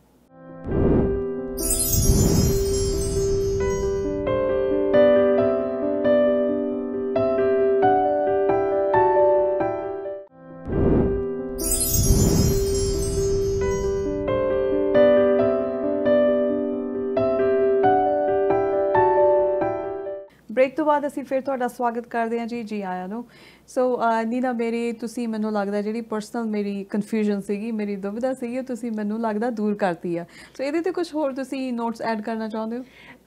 ਨੋਟਸ ਦੇ ਵਿੱਚ ਮੈਂ ਸਿਰਫ ਇਹੀ ਗੱਲ ਬਾਰ-ਬਾਰ ਇਸ ਗੱਲ ਤੇ ਜ਼ੋਰ ਦੇਣਾ ਚਾਹੂੰਗੀ ਕਿ ਜਦੋਂ ਤੁਸੀਂ ਇੱਕ ਵਾਰੀ ਵੇਰੀਏਬਲ ਤੋਂ ਫਿਕਸਡ ਹੋ ਗਏ ਹੋ ਤਾਂ ਤੁਸੀਂ ਫਿਕਸ ਤੋਂ ਵੇਰੀਏਬਲ ਨਹੀਂ ਜਾ ਸਕਦੇ ਓਕੇ ਅੰਟਿਲ ਕਿ ਤੁਹਾਡਾ ਫਿਰ ਰਿਨਿਊਅਲ ਕਮ ਅਪ ਹੁੰਦਾ ਰਾਈਟ ਵੇਰੀਏਬਲ ਤੋਂ ਫਿਕਸ ਤੁਸੀਂ ਕਦੇ ਵੀ ਜਾ ਸਕਦੇ ਹੋ ਠੀਕ ਹੈ ਸੋ ਲੋਕ ਫਿਕਸਡ ਨੂੰ ਕਹਿੰਦੇ ਨੇ ਲੌਕ ਇਨ ਵੀ ਅਸੀਂ ਲੌਕ ਇਨ ਕਰਾ ਲਈਏ ਹੈ ਨਾ ਸੋ ਜਦੋਂ ਤੁਸੀਂ ਉਹ ਲੌਕ ਇਨ ਦਾ ਡਿਸੀਜਨ ਲੈਣਾ ਉਹ ਡਿਸੀਜਨ ਤੁਸੀਂ ਥੋੜਾ ਜਿਹਾ ਸੋਚ ਸਮਝ ਕੇ ਲੈਣਾ ਹੈ ਐਂਡ ਅਬਰਪਟਲੀ ਨਹੀਂ ਲੈਣਾ ਪੈਨਿਕ ਚ ਨਹੀਂ ਲੈਣਾ ਕਿਸੇ ਪ੍ਰੋਫੈਸ਼ਨਲ ਨਾਲ ਇੱਕ ਵਾਰੀ ਕੰਸਲਟ ਕਰ ਲਓ ਹੈ ਨਾ ਕਈ ਵਾਰੀ ਇਦਾਂ ਹੁੰਦਾ ਕਿ ਅਸੀਂ ਪੈਨਿਕ ਹੋ ਜਾਂਦੇ ਹਾਂ ਓ ਮਾਈ ਗॉड ਕੀ ਹੋਊਗਾ right now I do understand ਕਿ ਕਈ ਲੋਕਾਂ ਦੀਆਂ ਜੌਬਸ ਜਾ ਚੁੱਕੀਆਂ ਨੇ ਆਹ ਇੱਕ ਬੜਾ ਹੀ ਡਿਫਰੈਂਟ ਸਿਨੈਰੀਓ ਹੈ ਜੋ ਅਸੀਂ ਹੁਣ ਤੱਕ ਡਿਸਕਸ ਕਰ ਰਹੇ ਸੀ ਵੇਰੀਏਬਲ ਔਰ ਫਿਕਸ ਨੂੰ ਇੱਕ ਸਟੈਂਡਰਡ ਸਿਨੈਰੀਓ ਵਿੱਚ ਹੈ ਪਰ ਇਸ ਸਿਨੈਰੀਓ ਵਿੱਚ ਬਹੁਤ ਸਾਰੇ ਲੋਕ ਇਹੋ ਜਿਹੇ ਜਿਹੜੇ ਜੌਬਸ ਗਵਾ ਚੁੱਕੇ ਨੇ ਐਂਡ ਜੌਬਸ ਤੋਂ ਇਲਾਵਾ ਕਈ ਬਿਜ਼ਨੈਸਸ ਇਹੋ ਜਿਹੇ ਨੇ ਜਿਹੜੇ ਕੁਆਰੰਟਾਈਨ ਤੋਂ ਬਾਅਦ ਦੁਬਾਰਾ ਸ਼ੁਰੂ ਵੀ ਨਹੀਂ ਹੋਣੇ ਆਈ ਐਗਰੀ ਜੀ ਕਿਉਂਕਿ ਉਹਨਾਂ ਨੇ ਇੰਨਾ ਧੱਕਾ ਔਰ ਇੰਨਾ ਲਾਸ ਲੈ ਲਿਆ ਕਿ ਉਹ ਸਰਵਾਈਵ ਨਹੀਂ ਕਰ ਸਕਦੇ ਦੁਬਾਰਾ ਸੋ ਦੇ ਆਰ ਕੰਪਲੀਟਲੀ ਵਾਈਪਡ ਆਊਟ ਔਰ ਉਹਦੇ ਵਿੱਚ ਸਾਡੇ ਕਈ ਆਪਣੀ ਕਮਿਊਨਿਟੀ ਦੇ ਵੀ ਬਿਜ਼ਨੈਸਸ ਹੋ ਸਕਦੇ ਜਿਹੜੇ ਸਮਾਲ ਬਿਜ਼ਨੈਸਸ ਨੇ ਜਿਹੜੇ ਵਾਪਸ ਨਹੀਂ ਆਣਗੇ ਸੋ ਇਸ ਵੇਲੇ ਉਹ ਜਿਹੜੇ ਲੋਕ ਨੇ ਉਹ ਵੇਰੀਐਂਸ ਬਰਦਾਸ਼ਤ ਨਹੀਂ ਕਰ ਸਕਦੇ ਹੈ ਨਾ ਸੋ ਉਹਨਾਂ ਲਈ ਇਹੀ ਬੈਸਟ ਹੈ ਕਿ ਉਹ ਫਿਕਸਡ ਕਰਾ ਲੈਣ ਕਿਉਂਕਿ ਸਾਨੂੰ ਪਤਾ ਹੈ ਸਾਡੇ ਮੈਜੋਰਿਟੀ ਆਫ ਜਿਹੜੇ ਕਮਿਊਨਿਟੀ ਹੈ ਉਹਦੇ ਵਿੱਚ ਰੈਂਟਲ ਡਿਪੈਂਡੈਂਸ ਬਹੁਤ ਹੈ ਬੇਸਮੈਂਟਸ ਵਿੱਚ ਰੈਂਟ ਆ ਜਾਂਦਾ ਅਸੀਂ ਪੇ ਕਰ ਲੈਂਦੇ ਹਾਂ ਹੈ ਨਾ ਸੋ ਉਹਨਾਂ ਕੇਸਿਸ ਵਿੱਚ ਸਾਨੂੰ ਇਹ ਪਤਾ ਹੈ ਕਿ ਜੇ ਸਾਡੀ ਇੱਕ ਸਟੈਂਡਰਡ ਕਿਸ਼ਤ ਹੋਗੀ ਤੇ ਅਗਲੇ 2 ਸਾਲ ਜਾਂ 3 ਸਾਲ ਜਿਹੜੀ ਉਹਨਾਂ ਦੀ ਟਰਮ ਰਹਿ ਗਈ ਹੈ ਉਹ ਇੱਕ ਉਹਦੇ ਵਿੱਚ ਕੋਈ ਅਨਪ੍ਰੈਡਿਕਟੇਬਿਲਿਟੀ ਨਹੀਂ ਰਹੂਗੀ ਉਹਨਾਂ ਨੂੰ ਪਤਾ ਸਾਡੇ ਕੋਲ ਇੰਨਾ ਰੈਂਟ ਆਉਂਦਾ ਸੀ ਇੰਨੀ ਮੌਰਗੇਜ ਕਿਸ਼ਤ ਦੇਣੀ ਉਹਨਾਂ ਲਈ I would say if that is the case with somebody fixed is a good choice to make right now ਕਿਉਂਕਿ ਹਾਂਜੀ ਸੋ ਅਗੇਨ ਜੇ ਆਪਾਂ ਓਵਰਆਲ ਦੇਖਿਆ ਜਾਈਏ ਤਾਂ ਇਹ ਪਰਸਨ ਟੂ ਪਰਸਨ ਜਾਂ ਪਰਸਨਲ ਸਾਡੀ ਸਿਚੁਏਸ਼ਨ ਜਾਂ ਫਾਈਨੈਂਸ਼ੀਅਲ ਜੋ ਹਾਲਾਤ ਹੈਗੇ ਸਾਡੇ ਉਹਨਾਂ ਤੇ ਕਾਫੀ ਡਿਪੈਂਡ ਕਰਦੀ ਹੈ ਚੀਜ਼ ਹੈ ਨਾ ਐਗਜ਼ੈਕਟਲੀ ਐਂਡ ਆਈ ਵੁੱਡ ਸੇ ਇੱਕ ਪ੍ਰੋਫੈਸ਼ਨਲ ਨਾਲ ਕੰਸਲਟ ਕਰਕੇ ਡਿਸੀਜਨ ਲਓ ਕਿਉਂਕਿ ਇੱਕ ਵਾਰੀ ਤੁਸੀਂ ਫਿਕਸਡ ਕਰ ਲਿਆ ਤੁਸੀਂ ਵੇਰੀਏਬਲ ਨਹੀਂ ਜਾ ਸਕਦੇ ਵਾਪਸ ਨਹੀਂ ਜਾ ਸਕਦੇ ਨੀਨਾ ਇੱਕ ਮੈਨੂੰ ਹੋਰ ਤੁਸੀਂ ਇਹਦੇ ਨਾਲ ਰਿਲੇਟਡ ਹੀ ਸੀਗਾ ਕੁਐਸਚਨ ਕਿ ਮੈਨੂੰ ਦੱਸੋ ਵੀ ਕਈ ਵਾਰੀ ਆਪਾਂ ਇਹ ਸੋਚਦੇ ਹਾਂ ਵੀ ਪੇਮੈਂਟਸ ਅਸੀਂ ਬਾਈ ਵੀਕਲੀ ਕਰ ਲਈਏ ਜਾਂ ਕਈ ਵਾਰੀ ਅਸੀਂ ਸੋਚਦੇ ਹਾਂ ਠੀਕ ਹੈ ਨਹੀਂ ਮੰਥਲੀ ਰੱਖ ਲੈਂਦੇ ਹਾਂ ਸੋ ਮੇਰੀ ਕਈ ਵਾਰੀ ਇਹ ਡਿਬੇਟ ਵੀ ਹੋਈ ਆ ਕਿ ਮੈਨੂੰ ਪਰਸਨਲੀ ਲੱਗਦਾ ਸ਼ਾਇਦ ਇਹਦਾ ਕੋਈ ਬਹੁਤਾ ਜ਼ਿਆਦਾ ਫਰਕ ਨਹੀਂ ਪੈਂਦਾ, ਪਰ ਤੁਸੀਂ ਇਹਦੇ ਬਾਰੇ ਮੈਨੂੰ ਡਿਟੇਲ 'ਚ ਦੱਸੋ ਵੀ should I go for biweekly ਫਿਰ ਮੰਥਲੀ ਪੇਮੈਂਟਸ ਬੈਟਰ ਹੁੰਦੀਆਂ? ਅਗੇਨ ਕੇਸ ਬਾਈ ਕੇਸ ਹੈ ਫਰਸਟ ਆਫ, ਪਰ ਜੇ ਆਪਾਂ ਸਿੱਧਾ ਦੇਖੀਏ ਕਿ ਜਦੋਂ ਤੁਸੀਂ ਮੰਥਲੀ ਕਿਸ਼ਤ ਬਾਈ ਵੀਕਲੀ ਕਰਦੇ ਹੋ ਤੁਹਾਨੂੰ ਕਿਸ਼ਤਾਂ ਦਾ ਜ਼ਿਆਦਾ ਡਿਫਰੈਂਸ ਪਤਾ ਨਹੀਂ ਲੱਗਦਾ, ਕਿਉਂਕਿ ਕਿਸ਼ਤ ਉਨੀ ਸੀਗੀ ਹੁਣ ਬਾਈ ਵੀਕਲੀ ਪੇ ਕਰ ਰਹੇ ਹਾਂ, ਸੋ ਤਕਰੀਬਨ ਉਨੀ ਕਦੀ ਹੋ ਜਾਂਦੀ ਹੈ। ਪਰ ਜੇ ਤੁਸੀਂ ਐਮੋਰਟਾਈਜ਼ੇਸ਼ਨ ਦੇਖੋ, ਸੋ ਜਦੋਂ ਤੁਸੀਂ ਮੰਥਲੀ ਪੇਮੈਂਟਸ ਪੇ ਕਰਦੇ ਹੋ ਤੇ ਤੁਸੀਂ ਜਿੰਨੀ ਵੀ ਤੁਹਾਡੀ ਐਮੋਰਟਾਈਜ਼ੇਸ਼ਨ ਉਹਦੇ ਅੰਡਰ ਤੁਸੀਂ ਮੋਰਗੇਜ ਪੇ ਕਰ ਦਿੰਦੇ ਹੋ। ਜੇ ਤੁਸੀਂ ਉਹੀ ਪੇਮੈਂਟਸ ਬਾਈ ਵੀਕਲੀ ਕਰਾਉਂਦੇ ਹੋ ਤੇ ਤੁਸੀਂ ਲੌਂਗ ਟਰਮ ਵਿੱਚ, ਐਂਡ ਹਰ ਇੱਕ ਦਾ ਸਿਨੈਰੀਓ ਜਿਹੜਾ ਉਹ ਡਿਫਰੈਂਟ ਹੋ ਸਕਦਾ ਹੈ, ਐਮੋਰਟਾਈਜ਼ੇਸ਼ਨ ਜਿਹੜੀ ਉਹ ਸ਼ੋਰਟਰ ਹੋ ਜਾਂਦੀ ਹੈ। ਤੁਹਾਨੂੰ ਪੇਮੈਂਟ ਪੇ ਕਰਨ ਲੱਗਿਆ ਪਤਾ ਨਹੀਂ ਲੱਗਦਾ ਕਿਉਂਕਿ ਤੁਸੀਂ ਐਕਸਟਰਾ ਪੇਮੈਂਟ ਕਰਦੇ ਹੋ, ਕਿਉਂਕਿ ਹੁਣ ਤੁਸੀਂ ਬਾਈ ਵੀਕਲੀ ਕਰ ਰਹੇ ਹੋ, ਹਰ ਸਾਲ ਤੁਸੀਂ ਐਕਸਟਰਾ ਪੇਮੈਂਟ ਕਰਦੇ ਹੋ ਜਿਹੜੀ ਕਿ ਮੋਰ ਪ੍ਰਿੰਸੀਪਲ ਪੇ ਡਾਊਨ ਹੁੰਦਾ। ਸੋ ਜੇ ਆਪਾਂ ਸਿੰਪਲ ਮੈਥ ਦੇਖੀਏ ਤੇ ਜਦੋਂ ਅਸੀਂ ਬਾਈ ਵੀਕਲੀ ਪੇਮੈਂਟਸ ਕਰਦੇ ਹਾਂ, ਉਹ ਐਕਸਟਰਾ ਜਿਹੜੀ ਅਸੀਂ ਪੇਮੈਂਟ ਕਰ ਦਿੱਤੀ ਉਹ ਸਾਡੇ ਪ੍ਰਿੰਸੀਪਲ 'ਚ ਜਾਂਦੀ ਹੈ। ਉਹਦੇ ਨਾਲ ਜਿਹੜੀ ਅਸੀਂ ਐਮੋਰਟਾਈਜ਼ੇਸ਼ਨ ਦੀ ਰਿਮੈਂਬਰ ਗੱਲ ਕੀਤੀ ਸੀ, ਜਿਹੜੀ ਹੁੰਦੀ ਹੈ ਕਈ ਵਾਰੀ 25 ਸਾਲ ਦੀ ਹੁੰਦੀ ਹੈ, ਕਈ ਵਾਰੀ 30 ਸਾਲ ਦੀ ਵੀ ਹੁੰਦੀ ਹੈ। ਸੋ ਉਹ ਜਿਹੜੀ ਐਮੋਰਟਾਈਜ਼ੇਸ਼ਨ ਹੈ ਪ੍ਰਿੰਸੀਪਲ ਜ਼ਿਆਦਾ ਪੇ ਆਫ ਹੋਣ ਕਰਕੇ ਕਈ ਵਾਰੀ ਉਹ ਐਮੋਰਟਾਈਜ਼ੇਸ਼ਨ ਜਿਹੜੀ ਹੈ ਸਾਡੀ ਜ਼ਿਆਦਾਤਰ ਉਹ ਘਟ ਜਾਂਦੀ ਹੈ। ਸੋ ਜੇ ਆਪਾਂ ਬਾਈ ਵੀਕਲੀ ਦੇਖੀਏ ਤਾਂ biweekly is a good idea, ਪਰ ਨਾਟ ਹਰ ਕੋਈ ਨਹੀਂ ਚਾਹੁੰਦਾ ਬਾਈ ਵੀਕਲੀ, ਕਿਉਂਕਿ ਇੱਦਾਂ ਹੁੰਦਾ ਕਿ ਇੱਕ ਤਾਂ ਸਭ ਦੀ ਇਨਕਮ ਜਿਹੜੀ ਹੈ ਉਹ ਡਿਫਰੈਂਟ ਟਾਈਮਸ ਤੇ ਆਉਂਦੀ ਹੈ। ਜੇ ਬਾਈ ਵੀਕਲੀ ਇੱਕ ਵਾਰੀ ਤੁਸੀਂ ਮੋਰਗੇਜ ਕਰਦੇ ਤੁਹਾਨੂੰ ਪਤਾ ਹੈ ਕਿ ਤੁਹਾਡੀ ਉਹ ਕਿਸ਼ਤ ਉਸ ਡੇਟ ਤੇ ਜਾਣੀ ਹੈ। ਕਈਆਂ ਨੂੰ ਹੁੰਦਾ ਸੀ ਮਹੀਨੇ 'ਚ 2 ਵਾਰੀ ਨਹੀਂ ਕਰਨੀ ਮੋਰਗੇਜ ਦੀ ਕਿਸ਼ਤ, ਅਸੀਂ ਇੱਕੋ ਹੀ ਵਾਰੀ ਕਰਨੀ ਹੈ, ਕਿਉਂਕਿ ਨਹੀਂ ਨਾ ਖਰਚੇ ਉਸ ਤਰੀਕੇ ਨਾਲ ਆਪਾਂ ਸੈੱਟ ਕੀਤੇ ਹੁੰਦੇ। ਚਲੋ ਜੇ ਅਸੀਂ ਇਸ ਟਾਈਮ ਤੇ ਸਾਨੂੰ ਸੈਲਰੀ ਆ ਜਾਣੀ ਆ ਤਾਂ ਇਹ ਚੋਂ ਗਰੋਸਰੀ ਨਿਕਲ ਜੂ ਤਾਂ ਥੋੜੇ ਜਿਹਾ ਸ਼ਾਪਿੰਗ ਲਈ ਵੀ ਬਚ ਜਾਣਗੇ। ਹਾਂਜੀ and story of a lot of Canadians ਅਸੀਂ ਸਾਡਾ ਇੱਕ ਚੈੱਕ ਗਰੋਸਰੀ ਲਈ ਹੁੰਦਾ ਤੇ ਇੱਕ ਚੈੱਕ ਮੋਰਗੇਜ ਲਈ ਹੁੰਦਾ, ਰਾਈਟ? ਸੋ ਜੇ ਅਸੀਂ ਬਾਈ ਵੀਕਲੀ ਕਰਦੇ ਹਾਂ ਤਾਂ ਉਹ ਸਾਨੂੰ ਫਿਰ ਉਸ ਹਿਸਾਬ ਨਾਲ ਹੋਰ ਚੀਜ਼ਾਂ ਨੂੰ ਵੀ ਬੈਲੈਂਸ ਕਰਨਾ ਪੈਂਦਾ। ਸੋ ਕਈ ਲੋਕੀ ਮੰਥਲੀ ਨੂੰ ਪ੍ਰੈਫਰ ਕਰਦੇ, ਕਈ ਲੋਕੀ ਬਾਈ ਵੀਕਲੀ, ਡਿਪੈਂਡ ਕਰਦਾ ਕਿ ਕਿਹਦੇ ਲਈ ਕੀ ਵਰਕ ਕਰਦਾ। ਜੀ ਸੋ ਨੀਨਾ ਜਿਹੜੀ ਸਾਰੀ ਆਪਾਂ ਸਿਚੁਏਸ਼ਨ ਜੇ ਦੇਖੀਏ ਜਾਂ ਆਪਾਂ ਟ੍ਰੈਂਡ ਦੀ ਵੀ ਗੱਲ ਕੀਤੀ 2020 ਦੇ ਵਿੱਚ ਕਿਸ ਤਰ੍ਹਾਂ ਦਾ ਰਹੂਗਾ ਮੋਰਗੇਜ ਰੇਟਸ ਨੂੰ ਲੈ ਕੇ, ਸੋ ਤੁਸੀਂ ਹੁਣ ਸਾਨੂੰ ਇਹ ਦੱਸੋ ਵੀ ਜੇ ਆਪਾਂ ਕਹਿੰਦੇ ਗੁੱਡ ਮੋਰਗੇਜ ਰੇਟ, ਉਹ ਤੁਸੀਂ ਕਿੰਨਾ ਕੁ ਦੇਖਦੇ ਹੋ, ਕਿਹਦੇ ਅਰਾਊਂਡ ਹੋ ਸਕਦਾ ਵੀ ਜਿਹਨੂੰ ਆਪਾਂ ਕਹਿ ਸਕੀਏ ਕਿ ਇਹ ਬੜਾ ਵਧੀਆ ਸਾਨੂੰ ਰੇਟ ਮਿਲ ਗਿਆ? ਡਿਪੈਂਡਸ, ਮਾਰਕੀਟ ਤੇ ਡਿਪੈਂਡ ਕਰਦਾ।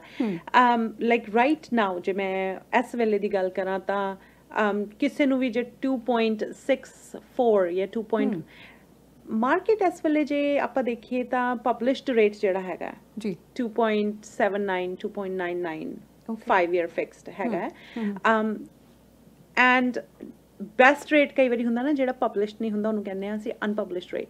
ਅਨਪਬਲਿਸ਼ਡ ਰੇਟ ਇੱਦਾਂ ਹੁੰਦਾ ਕਿ ਜਿਹੜਾ ਉਹਨਾਂ ਨੇ ਬੈਂਕਸ ਨੇ ਕਿਤੇ ਪਬਲਿਸ਼ ਨਹੀਂ ਕੀਤਾ ਹੋਇਆ, ਉਹ ਇੱਕ ਕੁਇਕ ਕਲੋਜ਼ ਮੋਰਗੇਜ ਲਈ ਆਉਂਦਾ। ਸੋ ਲੈਟਸ ਸੇ ਮੈਂ ਅੱਜ ਘਰ ਲੈ ਰਹੀ ਹਾਂ ਔਰ ਮੇਰੀ ਕਲੋਜ਼ਿੰਗ 10 ਦਿਨਾਂ 'ਚ ਹੈ, 15 ਦਿਨਾਂ 'ਚ ਹੈ, 1 ਮਹੀਨੇ ਵਿੱਚ ਹੈ। ਜਿਹੜੀ ਉਹ 1 ਮਹੀਨੇ ਵਿੱਚ ਕਲੋਜ਼ਿੰਗ ਹੈ ਨਾ, ਉਹ ਕੁਆਲੀਫਾਈ ਕਰਦੀ ਹੈ ਅਨਪਬਲਿਸ਼ਡ ਰੇਟਸ ਲਈ। ਸੋ ਬਹੁਤ ਸਾਰੇ ਲੋਕਾਂ ਨੂੰ ਇਹ ਗੱਲ ਪਤਾ ਨਹੀਂ ਹੁੰਦੀ ਕਿਉਂਕਿ ਉਹਨਾਂ ਨੂੰ ਹੁੰਦਾ ਕਿ ਉਹਨਾਂ ਨੇ ਵੈਬਸਾਈਟ ਤੇ ਗਏ, ਉਹਨਾਂ ਨੇ ਜਾ ਕੇ ਦੇਖ ਲਿਆ ਕਿ ਆ ਇੰਟਰਸਟ ਰੇਟ ਹੈ। ਸੋ ਜਿਹੜਾ ਉਹ ਅਨਪਬਲਿਸ਼ਡ ਰੇਟ ਹੈ ਇਸ ਵੇਲੇ 2.59 ਤੱਕ ਅਵੇਲੇਬਲ ਹੈ, ਜਦ ਕਿ ਜੇ ਤੁਸੀਂ ਪਬਲਿਸ਼ਡ ਸਾਈਟ ਤੇ ਜਾ ਕੇ ਦੇਖੋ ਤਾਂ 2.99 2.89 ਐਂਡ ਦੇ ਸੇ ਤੁਸੀਂ ਲੱਕੀ ਹੋ ਜੇ ਤੁਹਾਨੂੰ 2.64 ਮਿਲ ਜਾਏ, ਹੈ ਨਾ, ਤੇ ਪਰ 2.59 ਵੀ ਅਵੇਲੇਬਲ ਹੈਗਾ ਹੈ। ਸੋ ਇਟ ਰੀਅਲੀ ਡਿਪੈਂਡਸ ਕਿ ਕਿਹੜੇ, ਐਂਡ ਜਿਹੜਾ ਅਨਪਬਲਿਸ਼ਡ ਸਪੈਸ਼ਲ ਹੈ ਹਰ ਇੱਕ ਦਾ ਡਿਫਰੈਂਟ ਹੁੰਦਾ। ਹੁਣ ਜਿੱਦਾਂ ਆਪਾਂ ਗਰੋਸਰੀ ਲੈਣ ਜਾਂਦੇ ਹਾਂ, ਕੋਈ ਚੀਜ਼ ਵਾਲਮਾਰਟ ਤੇ ਸਪੈਸ਼ਲ ਤੇ ਲੱਗੀ ਹੈ ਪਰ ਉਹ ਸੁਪਰ ਸਟੋਰ ਤੇ ਸਪੈਸ਼ਲ ਤੇ ਨਹੀਂ ਲੱਗੀ ਹੈ। ਪਰ ਤੁਹਾਨੂੰ ਕਿੱਦਾਂ ਪਤਾ ਲੱਗੇਗਾ? You have to make an extra effort to find out ਵੀ ਇਸ ਵੇਲੇ ਕਿਹਦੇ ਕੋਲ ਕਿਹੜਾ ਸਪੈਸ਼ਲ ਹੈ। ਸ਼ਾਪ ਅਰਾਊਂਡ ਅਲੱਗ ਆਪਾਂ ਜਾ ਕੇ ਆਪਣਾ ਹੋਮਵਰਕ ਢੰਗ ਨਾਲ ਕਰ ਸਕਦੇ ਹਾਂ। ਅੱਛਾ ਨੀਨਾ, ਇੱਕ ਮੈਨੂੰ ਇਹ ਚੀਜ਼ ਦੱਸੋ ਕਿ ਲੈਟਸ ਸੇ ਮੈਂ ਆਪਣੀ ਮੋਰਗੇਜ ਫਿਕਸ ਕਰਤੀ ਹੈ ਤਾਂ ਬੈਂਕ ਨੇ ਮਹੀਨੇ ਬਾਅਦ ਜਾਂ ਕੁਝ 2 ਹਫ਼ਤਿਆਂ ਦੇ ਬਾਅਦ ਜੋ ਆਪਣੇ ਲੈਂਡਿੰਗ ਰੇਟ ਸੀ ਜਾਂ ਮੋਰਗੇਜ ਦੇ ਰੇਟ ਸੀਗੇ ਉਹ ਥੋੜ੍ਹੇ ਡਰੋਪ ਕਰਤੇ, ਸੋ ਕੀ ਮੇਰੇ ਕੋਲੇ ਕਿਸੇ ਤਰੀਕੇ ਦਾ ਹੱਕ ਬਣਦਾ ਮੈਂ ਬੈਂਕ ਕੋਲ ਜਾ ਕੇ ਕਹਿ ਸਕਾਂ ਕਿ 2 ਹਫ਼ਤੇ ਪਹਿਲਾਂ ਹੀ ਜਾਂ ਮਹੀਨਾ ਪਹਿਲਾਂ ਹੀ ਮੇਰੀ ਮੋਰਗੇਜ ਲੌਕ ਹੋਈ ਆ? ਇਹਦੇ ਬਾਰੇ ਤੁਸੀਂ ਥੋੜ੍ਹਾ ਜਿਹਾ ਦੱਸੋ। ਇਹ ਬਹੁਤ ਕਾਮਨ ਕੁਐਸਚਨ ਹੈ ਜੀ। 2 ਕੁਐਸਚਨ ਨੇ ਇਹਦੇ ਵਿੱਚ। ਸੋ ਲੈਟਸ ਸੇ ਕਿ ਜਦੋਂ ਤੁਸੀਂ ਕਰ ਲਿਆ ਹੈ ਨਾ, ਉਹਦੇ ਵਿੱਚ ਇੱਕ ਹੁੰਦਾ ਸਬਜੈਕਟ ਰਿਮੂਵਲ, ਜਦੋਂ ਜਿਹਦੇ ਵਿੱਚ ਵੀ ਤੁਸੀਂ ਆਪਣੀ ਮੋਰਗੇਜ ਅਰੇਂਜ ਕਰਨੀ ਹੁੰਦੀ ਹੈ, ਤੁਹਾਡੀ ਮੋਰਗੇਜ ਡਨ ਹੈ, ਉਸ ਤੋਂ ਬਾਅਦ ਹੁੰਦੀ ਹੈ ਕਲੋਜ਼ਿੰਗ। ਜਿੱਦਣ ਕਲੋਜ਼ਿੰਗ ਹੋ ਗਈ ਤੁਸੀਂ ਲੋਅਰ ਦੇ ਜਾ ਕੇ ਡਾਕੂਮੈਂਟ ਸਾਈਨ ਕਰਦੇ, ਜੋ ਤੁਸੀਂ ਉੱਥੇ ਸਾਈਨ ਕਰ ਦਿੱਤਾ ਉਹ ਐਬਸੋਲਿਊਟਲੀ ਹੁਣ ਤੁਹਾਡਾ ਕੰਟਰੈਕਟ ਹੈ, ਠੀਕ ਹੈ।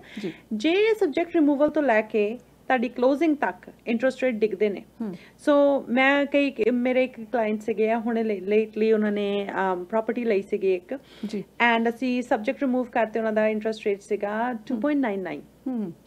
2.99 and they said wow we're happy we got a very good interest rate ਜਦ ਕਿ ਸਾਰੇ ਪਾਸੇ ਉਸ ਵੇਲੇ 3.20 ਦੇ ਆਲੇ ਦੁਆਲੇ ਇੰਟਰਸਟ ਰੇਟ ਚੱਲ ਰਿਹਾ ਸੀਗਾ they are like great ਸਾਨੂੰ ਬਹੁਤ ਅੱਛਾ ਮਿਲ ਗਿਆ we're good ਹੋਇਆ ਕਿ ਕਲੋਜ਼ਿੰਗ ਤੋਂ ਪਹਿਲੇ ਆਹ ਪੈਂਡੇਮਿਕ ਹੋਣ ਕਰਕੇ ਜਦੋਂ ਬੈਂਕ ਆਫ ਕੈਨੇਡਾ ਨੇ ਥੋੜੇ ਰੇਟ ਡਿਗਾਏ ਐਂਡ ਸਟਫ ਤੇ ਉਹਨਾਂ ਨੇ ਮੈਨੂੰ ਫੋਨ ਨਹੀਂ ਕੀਤਾ ਉਹਨਾਂ ਨੇ ਮੈਨੂੰ ਬੋਦਰ ਨਹੀਂ ਕੀਤਾ ਕੁਛ ਨਹੀਂ ਕੀਤਾ ਮੈਂ ਫੋਨ ਪਿਕਅਪ ਕੀਤਾ ਮੈਂ ਕਿਹਾ ਜਿਹੜਾ ਉਹ ਤੁਹਾਡੇ ਬੈਂਕ ਨਾਲ ਅਸੀਂ ਸਬਜੈਕਟ ਰਿਮੂਵ ਕੀਤੇ ਸੀ ਉਹਨਾਂ ਦੇ ਨਵੇਂ ਪਬਲਿਸ਼ਡ ਰੇਟਸ ਆਏ ਨੇ ਜੋ ਕਿ ਲੋਅਰ ਨੇ ਸੋ ਮੈਂ ਕਲਾਇੰਟ ਨੂੰ ਫੋਨ ਕੀਤਾ ਮੈਂ ਉਹਨਾਂ ਨੂੰ ਪੇਪਰਸ ਭੇਜੇ ਮੈਂ ਕਿਹਾ ਸਾਈਨ ਕਰੋ I have to send it to the bank and I got them 2.64 Nice. They were so happy. They were so happy because and it wasn't an insured mortgage, a conventional mortgage sagi. Ji. So for a conventional mortgage to have that type of interest rate is a big thing. And especially ਜਦੋਂ ਇੱਕ client ਤੁਹਾਡੇ ਉੱਤੇ ਛੱਡ ਦਿੰਦਾ ਹੈ ਨਾ. So ਉਸ time ਦੇ ਵਿੱਚ ਅਸੀਂ ਇਹ ਕੰਮ ਕਰ ਸਕਦੇ ਨੇ ਪਰ ਜਦੋਂ ਇੱਕ ਵਾਰੀ ਤੁਸੀਂ ਲੋਅਰ ਕੋਲ ਚਲੇ ਗਏ ਡਾਕੂਮੈਂਟ ਸਾਈਨ ਹੋ ਗਏ ਸਾਰਾ ਕੁਝ ਸੈਟਅਪ ਹੋ ਗਿਆ 2 ਹਫ਼ਤੇ ਬਾਅਦ ਅਗਰ ਰੇਟਸ ਡਾਊਨ ਜਾਂਦੇ ਨੇ ਔਰ ਤੁਸੀਂ ਉਹਦਾ ਬੈਨੀਫਿਟ ਲੈਣਾ ਚਾਹੁੰਦੇ ਹੋ ਤਾਂ bank will come back and say sorry you're not allowed ਇਹ ਨਹੀਂ ਹੋ ਸਕਦਾ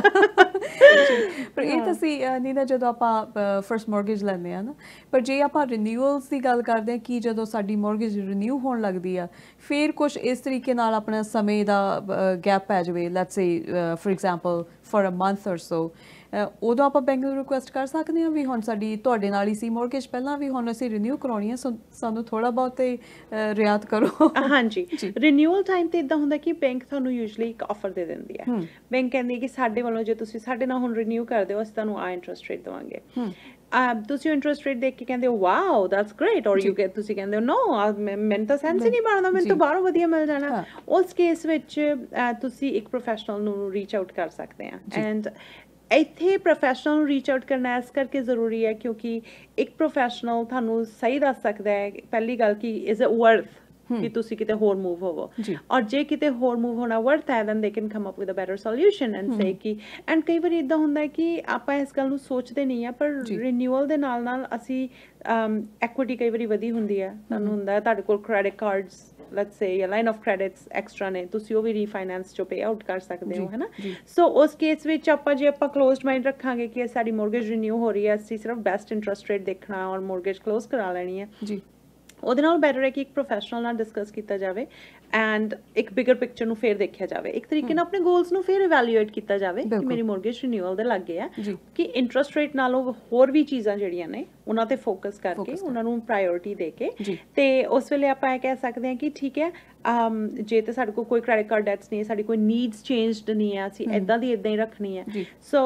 ਇੰਟਰਸਟ ਰੇਟ ਦੇ ਬੇਸ ਤੇ ਵੀ ਤੁਹਾਨੂੰ ਉਹ ਪ੍ਰੋਫੈਸ਼ਨਲ ਕਿਤੇ ਹੋਰ ਮੂਵ ਕਰ ਸਕਦੇ ਨੇ ਔਰ ਤੁਸੀਂ ਉਸੇ ਬੈਂਕ ਕੋਲ ਵਾਪਸ ਜਾ ਕੇ ਕਹਿ ਸਕਦੇ ਹੋ ਕਿ ਯੂ نو ਬਾਹਰ ਇੰਨਾ ਇੰਟਰਸਟ ਰੇਟ ਅਵੇਲੇਬਲ ਹੈ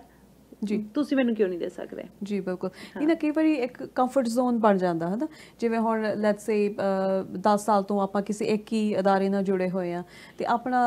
ਕਈ ਵਾਰੀ ਇਹ ਹੁੰਦਾ ਕਿ ਬੜੇ ਅਸੀਂ ਕੰਫਰਟੇਬਲ ਹੋ ਜਾਂਦੇ ਆ ਜਾਂ ਸਾਨੂੰ ਪਤਾ ਹੁੰਦਾ ਕਿ ਇੱਕ ਖਾਸ ਬੰਦੇ ਨਾਲ ਜਾ ਕੇ ਅਸੀਂ ਡੀਲ ਕਰਨਾ ਅੱਛਾ ਕਈ ਵਾਰੀ ਇਦਾਂ ਦੀ ਕਨਵੀਨੀਅੰਸ ਦੀ ਆਦਤ ਪੈ ਜਾਂਦੀ ਆ ਕਿ ਉਹ ਕਹਿੰਦੇ ਨੇ ਠੀਕ ਹੈ ਜੀ ਤੁਸੀਂ ਕੋਈ ਗੱਲ ਨਹੀਂ ਪੇਪਰ ਸਾਈਨ ਕਰ ਜਿਓ ਅਸੀਂ ਰਿਨਿਊ ਕਰਤੀ ਆ ਮੈਨੂੰ ਲੱਗਦਾ ਕਾਫੀ ਕੇਸਿਸ 'ਚ ਸ਼ਾਇਦ ਇਦਾਂ ਵੀ ਹੋ ਜਾਂਦਾ ਲਵੀ ਤੁਸੀਂ ਬਿਲੀਵ ਨਹੀਂ ਕਰੋਗੇ ਕਿ ਕਿੰਨੀ ਵਾਰੀ ਮੇਰੇ ਨਾਲ ਇਦਾਂ ਹੋਇਆ ਹੈ ਕਿ ਮੈਂ ਨਾਂ ਨਹੀਂ ਲੈਣਾ ਬੈਂਕ ਦਾ ਜੀ ਬਲੂ ਬੈਂਕ ਜੀ client came and client was so mad so mad ਕਿਉਂਕਿ ਉਸ ਬੈਂਕ ਨੇ ਉਹਨਾਂ ਨੂੰ ਰਿਨਿਊਅਲ ਤੇ ਹਾਇਰ ਇੰਟਰਸਟ ਰੇਟ ਦਿੱਤਾ and they were so mad they said 15 ਸਾਲ ਤੋਂ ਅਸੀਂ ਇਸ ਬੈਂਕ ਨਾਲ ਆਪਣਾ business account and they were doing millions of dollars of business with this bank and they were like ਸਾਨੂੰ ਹੈਰਾਨੀ ਹੈ ਕਿ ਸਾਨੂੰ ਇਹਨਾਂ ਨੇ ਆਹ ਸਾਨੂੰ ਮੁੱਲ ਪਾਇਆ ਆ 15 ਸਾਲਾਂ ਦੀ ਮਿਹਨਤ ਸੋ ਕਹਿਣ ਤੋਂ ਭਾਵ ਹੈਗਾ ਕਿ ਜਿਹੜੇ ਉਹ ਤੁਹਾਡੇ ਬੈਂਕਸ ਨੇ ਨਾ they don't owe you nothing ਜੀ ਅਸੀਂ ਇਹ ਭੁੱਲ ਜਾਂਦੇ ਹਾਂ ਕਿ ਉਹਨਾਂ ਲਈ ਤੁਸੀਂ ਸਿਰਫ ਇੱਕ ਨੰਬਰ ਹੋ ਜੀ ਉਹਨਾਂ ਲਈ ਤੁਸੀਂ ਸਿਰਫ ਇੱਕ ਬਿਜ਼ਨਸ ਹੋ ਹਾਂਜੀ ਤੁਹਾਨੂੰ ਇਹ ਲੱਗਦਾ ਕਿ ਉਹ ਜਿਹੜਾ ਸਾਹਮਣੇ ਬੰਦਾ ਬੈਠਾ ਮੈਂ ਉਹਨੂੰ ਮਿਲੂੰਗਾ ਜਾਂ ਮੇਰਾ ਉਹਨਾਂ wait until you don't make money for the bank and the bank turns around ਇਹ ਬੜੀ ਨਹੀਂ ਨਾ ਬੜੀ ਡਿਫਿਕਲਟ ਸਿਚੁਏਸ਼ਨ ਹੋ ਜਾਂਦੀ ਹੈ ਕਿਉਂਕਿ ਇੱਥੇ ਤੁਹਾਡਾ ਟਰਸਟ ਵੀ ਬਿਲਡ ਅਪ ਹੋਇਆ ਹੁੰਦਾ ਹੈ ਨਾ ਇੱਕ ਲੋਇਲਟੀ ਹੁੰਦੀ ਹੈ ਹੁਣ ਲੈਟਸ ਸੇ ਜਿੱਥੇ ਮੈਂ 10-15 ਸਾਲ ਤੋਂ ਜਾ ਰਹੀ ਹਾਂ ਸੋ ਮੈਨੂੰ ਇੱਕ ਆਪਣੀ ਐਥਿਕਲੀ ਮੈਨੂੰ ਇਹ ਹੋਗਾ ਕਿ ਮੈਂ ਇਹਨਾਂ ਨਾਲ ਜੁੜਿਆ ਰਵਾਂ ਜਾਂ ਜੁੜੀ ਰਵਾਂ ਹੈ ਨਾ ਤੇ ਫਿਰ ਆਪਾਂ ਨੂੰ ਇੱਕ ਅੰਨਾ ਵਿਸ਼ਵਾਸ ਜਿਹਾ ਹੋ ਜਾਂਦਾ ਸੋ ਇਹ ਚੀਜ਼ਾਂ ਆਪਾਂ ਮੈਨੂੰ ਲੱਗਦਾ ਕਿ ਫਿਰ ਦੇਖ ਨਹੀਂ ਪਾਉਂਦੇ ਜਾਂ ਜਿਵੇਂ ਆਪਾਂ ਸ਼ਾਪ ਅਰਾਊਂਡ ਦੀ ਗੱਲ ਕੀਤੀ ਜਾਂ ਫਿਰ ਆਪਾਂ ਇਹ ਸੋਚੀਏ ਕਿ ਅਲੱਗ ਹੋਰ ਅਸੀਂ ਖਾਸ ਸਾਡੇ ਮਾਹਿਰ ਆ ਜਾਂ ਕੋਈ ਹੋਰ ਐਕਸਪਰਟ ਨੇ ਪ੍ਰੋਫੈਸ਼ਨਲਸ ਨੇ ਉਹਨਾਂ ਦੀ ਹੈਲਪ ਅਵੇਲੇਬਲ ਆ ਅਸੀਂ ਕਿਉਂ ਨਹੀਂ ਉਹਨਾਂ ਦੀ ਹੈਲਪ ਲੈਂਦੇ ਹੈ ਨਾ ਸੋ ਇੱਕ ਅਜੀਬ ਜਿਹਾ ਅਸੀਂ ਕਲੋਜ਼ਡ ਮਾਈਂਡਸੈਟ ਰੱਖ ਲੈਂਦੇ ਕਿ ਨਹੀਂ ਹੁਣ ਆਹੀ ਸਾਡੀ ਯੂ نو ਰੈਡ ਔਰ ਬਲੂ ਔਰ ਯੂ نو ਲਾਲ ਨੀਲੀ ਪੀਲੀ ਹਰੀ ਪੀਲੀ ਬੈਂਕ ਮੇਰੇ ਖਿਆਲ ਤੋਂ ਹਜੇ ਤੱਕ ਸਾਡੇ ਕੋਲ ਨਹੀਂ ਹੈਗੀ ਹੋ ਸਕਦਾ ਆਉਣ ਵਾਲੇ ਦਿਨਾਂ ਵਿੱਚ ਆਈ ਜਾਵੇ ਜੇ ਆਪਾਂ ਬਿਗ ਬੈਂਕਸ ਤੇ ਦੇਖੀਏ we do need a yellow bank I think we do ਪਰ jokes apart ਪਰ ਜਿਹੜੀਆਂ ਹੈ ਬੈਂਕਸ ਨੇ at the end of the day bank ਕੋਈ ਵੀ ਹੋਵੇ they are in business for themselves ਉਹ ਸਾਡੇ ਲਈ ਨਹੀਂ ਹੈਗੇ ਉੱਥੇ ਸਾਨੂੰ ਜਦੋਂ ਅਸੀਂ ਐਂਟਰ ਕਰਦੇ ਹਾਂ ਸਾਨੂੰ ਉਹ ਇੱਕ ਫੈਮਿਲੀਅਰਿਟੀ ਲੱਗਦੀ ਆ ਸਾਨੂੰ ਲੱਗਦਾ ਹਾਂ ਚਿਹਰੇ ਸਿਮਿਲਰ ਨੇ ਆ ਰੰਗ ਸਿਮਿਲਰ ਹੈ you know building similar I can go there talk to somebody ਪਰ ਜਦੋਂ ਤੁਸੀਂ ਉਹਨਾਂ ਲਈ ਬਾਟਮ ਲਾਈਨ ਪੈਸੇ ਨਹੀਂ ਬਣਾਉਂਦੇ ਜਦੋਂ ਉਹਨਾਂ ਨੂੰ ਸੈਂਸ ਨਹੀਂ ਬਣਦਾ and light your business go at the and ਜੋ ਤੁਹਾਨੂੰ ਲੈ ਕੇ ਜਾਣਾ ਪੈਂਦਾ ਕਿਤੇ ਉਸ ਵੇਲੇ ਵਾਕਈ ਬਹੁਤ ਹਰਟ ਹੁੰਦਾ ਸੋ ਨੀਨਾ ਇੱਕ ਇਸੇ ਕੰਟੈਕਸਟ ਦੇ ਵਿੱਚ ਕੁਐਸਚਨ ਸੀਗਾ ਸੋ ਜਦੋਂ ਆਪਾਂ ਬੈਂਕਸ ਜਾਂ ਆਪਣੇ ਪ੍ਰੋਵਿੰਸ ਦੇ ਵਿੱਚ ਹੋਰ ਕ੍ਰੈਡਿਟ ਯੂਨੀਅਨਸ ਵੀ ਨੇ ਸੋ ਤੁਹਾਨੂੰ ਕੀ ਆਪਣੇ ਜ਼ਾਤੀ ਤੌਰ ਤੇ ਜਾਂ ਐਜ਼ ਅ ਪ੍ਰੋਫੈਸ਼ਨਲ ਤੁਹਾਨੂੰ ਕੋਈ ਫਰਕ ਮਹਿਸੂਸ ਹੋਇਆ ਕਿ ਬੈਂਕਸ ਸ਼ਾਇਦ ਅਲੱਗ ਤਰ੍ਹਾਂ ਡੀਲ ਕਰਦੇ ਜਾਂ ਕ੍ਰੈਡਿਟ ਯੂਨੀਅਨਸ ਅਲੱਗ ਤਰ੍ਹਾਂ ਡੀਲ ਕਰਦੀਆਂ ਜਾਂ ਫਿਰ ਐਟ ਐਂਡ ਆਫ ਦ ਡੇ ਉਹ ਬਿਜ਼ਨਸ ਵਾਸਤੇ ਹੀ ਆ ਸੋ ਕੋਈ ਐਕਸਪੀਰੀਅੰਸ ਇਦਾਂ ਦਾ ਡੈਫੀਨਿਟਲੀ ਆਹ ਬਿਜ਼ਨਸ ਲਈ ਹੈਗੀਆਂ ਨੇ ਜੀ ਭਾਵੇਂ ਉਹ ਬੈਂਕ ਹੋਵੇ ਭਾਵੇਂ ਉਹ ਕ੍ਰੈਡਿਟ ਯੂਨੀਅਨ ਹੋਵੇ ਪਰ ਜੇ ਮੈਂ ਕਹਾਂ ਬਿਜ਼ਨਸ ਦਾ ਐਕਸਪੀਰੀਅੰਸ ਮੈਨੂੰ ਦੋਵਾਂ ਨਾਲ ਡਿਫਰੈਂਟ ਲੱਗਦਾ ਸੋ ਕਈ ਜਗ੍ਹਾ ਐਂਡ ਡਿਪੈਂਡ ਕਰਦਾ ਕਿ ਫਾਈਲ ਕੀ ਹੈ ਰਾਈਟ ਕਈ ਚੀਜ਼ਾਂ ਇਹੋ ਜਿਹੀਆਂ ਨੇ ਕਿ ਹੁਣ ਮੈਂ ਤੁਹਾਨੂੰ ਇੱਕ ਐਗਜ਼ਾਮਪਲ ਦੇਣੀ ਆ ਮੈਂ ਲੇਟਲੀ ਕੀਤੀ ਹੈ file and I could not believe this ਮੈਂ ਹਸਬੈਂਡ ਵਾਈਫ ਆਪਣੀ ਪ੍ਰਾਪਰਟੀ ਲੈ ਰਹੇ ਸੀ ਉਹਨਾਂ ਨੇ ਕੌਂਡੋ ਲਿਆ under 500,000 ਉਹਨਾਂ ਨੇ ਕੌਂਡੋ ਲਿਆ husband and wife husband wife to marry karke laya siga they've both been here for 10 years they have 2 kids wife works for one of Lal Neeli Peeli bank I like this term by the way husband works for a big telecommunication company so ਦੋਵਾਂ ਦੀ jobs ਬਹੁਤ solid been with their employers for almost over 5 years and ਮੈਂ ਤਾਂ ਕਰਕੇ background ਦੇ ਰਹੀ ਕਿ ਤੁਹਾਨੂੰ ਮੈਂ explain ਕਰ ਸਕਾਂ ਕਿ lenders to lenders ਤੇ ਕਿੰਨਾ ਫਰਕ ਹੁੰਦਾ so they put an offer got accepted ਆਪਣੇ ਰਹਿਣ ਲਈ ਉਹਨਾਂ ਨੇ ਦੋਵਾਂ ਨੇ condo ਲਿਆ down payment ਜੋੜੀ and they put down a huge chunk of money 20% ਉਹਨਾਂ ਨੇ down payment ਦਿੱਤੀ so I sent it ਇੱਕ ਮੈਂ ਡੀਲ ਭੇਜੀ ਲਾਲ ਨੀਲੀ ਪੀਲੀ ਹਰੀ ਬੈਂਕ ਨੂੰ ਇੱਕ ਮੈਂ ਭੇਜੀ credit union ਨੂੰ okay so when I say Lal Neeli Peeli Bank I'm talking about federal banks big 5 banks I got it and ਇੱਕ ਪਾਸੇ ਮੈਂ ਪਿਕ ਕੀਤੀ credit union ਜਦੋਂ ਮੈਂ ਇੱਕ ਬੈਂਕ ਨੂੰ ਉਹੀ ਚੀਜ਼ ਭੇਜੀ ਮੈਨੂੰ 4 ਘੰਟੇ ਦੇ ਅੰਦਰ ਕਮਿਟਮੈਂਟ ਆਇਆ ਜਿੰਨੇ ਮੈਂ ਡਾਕੂਮੈਂਟਸ ਭੇਜੇ ਸੀ everything approved with commitment great interest rate no problem at all ਜਿਹੜੇ ਉਹ ਕਮਿਊਨਿਟੀ ਸੇਵਿੰਗ ਵਾਲੇ ਜੀ ਸੀਗੇ ਪਹਿਲੀ ਗੱਲ ਤੇ ਉਹਨਾਂ ਨੇ 5 ਦਿਨ ਤੱਕ ਤੇ ਜਵਾਬ ਨਹੀਂ ਦਿੱਤਾ ਕੋਈ 5ਵੇਂ ਦਿਨ and which is normal for credit unions ਜੇ ਤੁਸੀਂ credit union ਨਾਲ ਡੀਲ ਕਰ ਰਹੇ ਹੋ ਕਿਸੇ ਨਾਲ ਤੇ usually ਥੋੜਾ ਜਿਹਾ ਉਹਨਾਂ ਦਾ ਡਿਲੇ ਹੁੰਦਾ ਸੋ 5 ਦਿਨ ਤੇ ਉਹਨਾਂ ਨੇ ਸਾਲ ਨਹੀਂ ਦੇਣ ਕੋਈ ਜਵਾਬ ਨਹੀਂ ਦਿੱਤਾ ਜਦੋਂ ਉਹਨਾਂ ਨੇ ਜਵਾਬ ਦਿੱਤਾ ਤੇ ਉਹਨਾਂ ਦਾ ਸਭ ਤੋਂ ਪਹਿਲੇ ਉਹਨਾਂ ਦੀ ਇੰਨੀ ਵੱਡੀ ਲਿਸਟ ਸੀ ਕੁਐਸਚਨਸ ਦੀ ਪਹਿਲੇ ਸਾਨੂੰ ਆ ਦੱਸੋ ਹਸਬੈਂਡ ਵਾਈਫ ਕੋਲ ਇੰਨੇ ਪੈਸੇ ਕਿੱਥੋਂ ਜੁੜੇ ਓਕੇ ਜਿਹੜੇ ਉਹਨਾਂ ਨੇ ਡਾਊਨ ਪੇਮੈਂਟ ਪਾਈ ਆ ਠੀਕ ਹੈ ਫਿਰ ਉਹਨਾਂ ਨੇ ਪੁੱਛਿਆ ਕਿ ਬਈ ਆਹ ਜਿਹੜੇ ਹਸਬੈਂਡ ਵਾਈਫ ਨੇ ਇਹ ਫਿਲਹਾਲ ਕਿੱਥੇ ਰਹਿ ਰਹੇ ਨੇ ਇਹਨਾਂ ਨੇ ਜਿਹੜਾ ਇਹ ਘਰ ਲਿਆ ਆ ਪ੍ਰਾਪਰਟੀ ਲਈ ਉਹਦੀਆਂ ਉਹਨਾਂ ਨੇ ਬਹੁਤ ਸਾਰੀਆਂ ਡਿਟੇਲਸ ਮੇਰੇ ਤੋਂ ਮੰਗੀਆਂ so forget about commitment the moment I read the list of questions so as a broker and as a client ਜੀ ਜਿਹੜੇ ਮੇਰੇ ਸੀਗੇ ਉਹਨਾਂ ਨੂੰ ਐ ਸੀਗਾ ਕਿ ਸਾਨੂੰ ਈਜ਼ੀ ਛੇਤੀ ਮੌਰਗੇਜ ਦਵਾ ਦਿਓ ਇੰਟਰਸਟ ਰੇਟ ਦਾ ਕਿਤੇ ਕਿੰਨਾ ਫਰਕ ਪੈਣਾ ਸੀ ਪਰ ਹੁਣ ਜੇ ਮੈਂ ਉਹਨਾਂ ਨੂੰ ਐ ਐਕਸਪਲੇਨ ਕਰਨ ਜਾਵਾਂ 2 ਜਣਿਆਂ ਨੇ ਇੰਨੇ ਪੈਸੇ ਕਿੱਦਾਂ ਜੋੜਨੇ ਉਹਨਾਂ ਨੂੰ 10 ਸਾਲ ਹੋ ਗਏ ਐਂਡ ਯੂ نو ਅਸੀਂ ਜਦੋਂ ਮੌਰਗੇਜ ਸਬਮਿਟ ਕਰਦੇ ਹਾਂ ਸਾਰੇ ਨੋਟ ਸਬਮਿਟ ਕਰਦੇ ਹਾਂ ਕਿ ਹਸਬੈਂਡ ਵਾਈਫ ਨੇ ਆਈ ਹੈਵ ਵਿਦ ਫੈਮਿਲੀ ਰਹਿੰਦੇ ਨੇ ਯੂ نو ਵਿਦ ਪੇਰੈਂਟਸ ਰਹਿੰਦੇ ਸੀ ਸਾਰੇ not submitted even then we got those questions so ਕਹਿਣ ਤੋਂ ਭਾਵ ਹੈਗਾ ਕਿ ਕਈ ਵਾਰੀ it's not good idea to deal with credit unions because they are more you know curious and questions zyada pushne hunde interrogation zyada hundi hai where big banks are relaxed they're like no problem bring it on we'll give you the commitment no issues at all on the other side ਅਸੀਂ ਇਹੋ ਜਿਹੇ ਵੀ cases ਦੇਖੇ ਨੇ ਜਿੱਥੇ ਜਿਹੜੀਆਂ credit unions ਨੇ ਉਹਨਾਂ ਨੇ ਹੱਸ ਕੇ ਫਾਈਲ ਨੂੰ ਲਿਆ and banks have been so picky where they're like no ਪਹਿਲੇ ਸਾਨੂੰ ਆ explain ਕਰੋ ਪਹਿਲੇ ਸਾਨੂੰ ਆ explain ਕਰੋ so it really depends on the situation so Nina ਇੱਕ ਛੋਟਾ ਜਿਹਾ break ਲੈ ਲਈਏ Sure. ਵਾਪਸ ਆਉਂਦੇ ਹਾਂ ਜੀ ਇੱਕ ਛੋਟੇ ਜਿਹੇ ਬ੍ਰੇਕ ਤੋਂ ਬਾਅਦ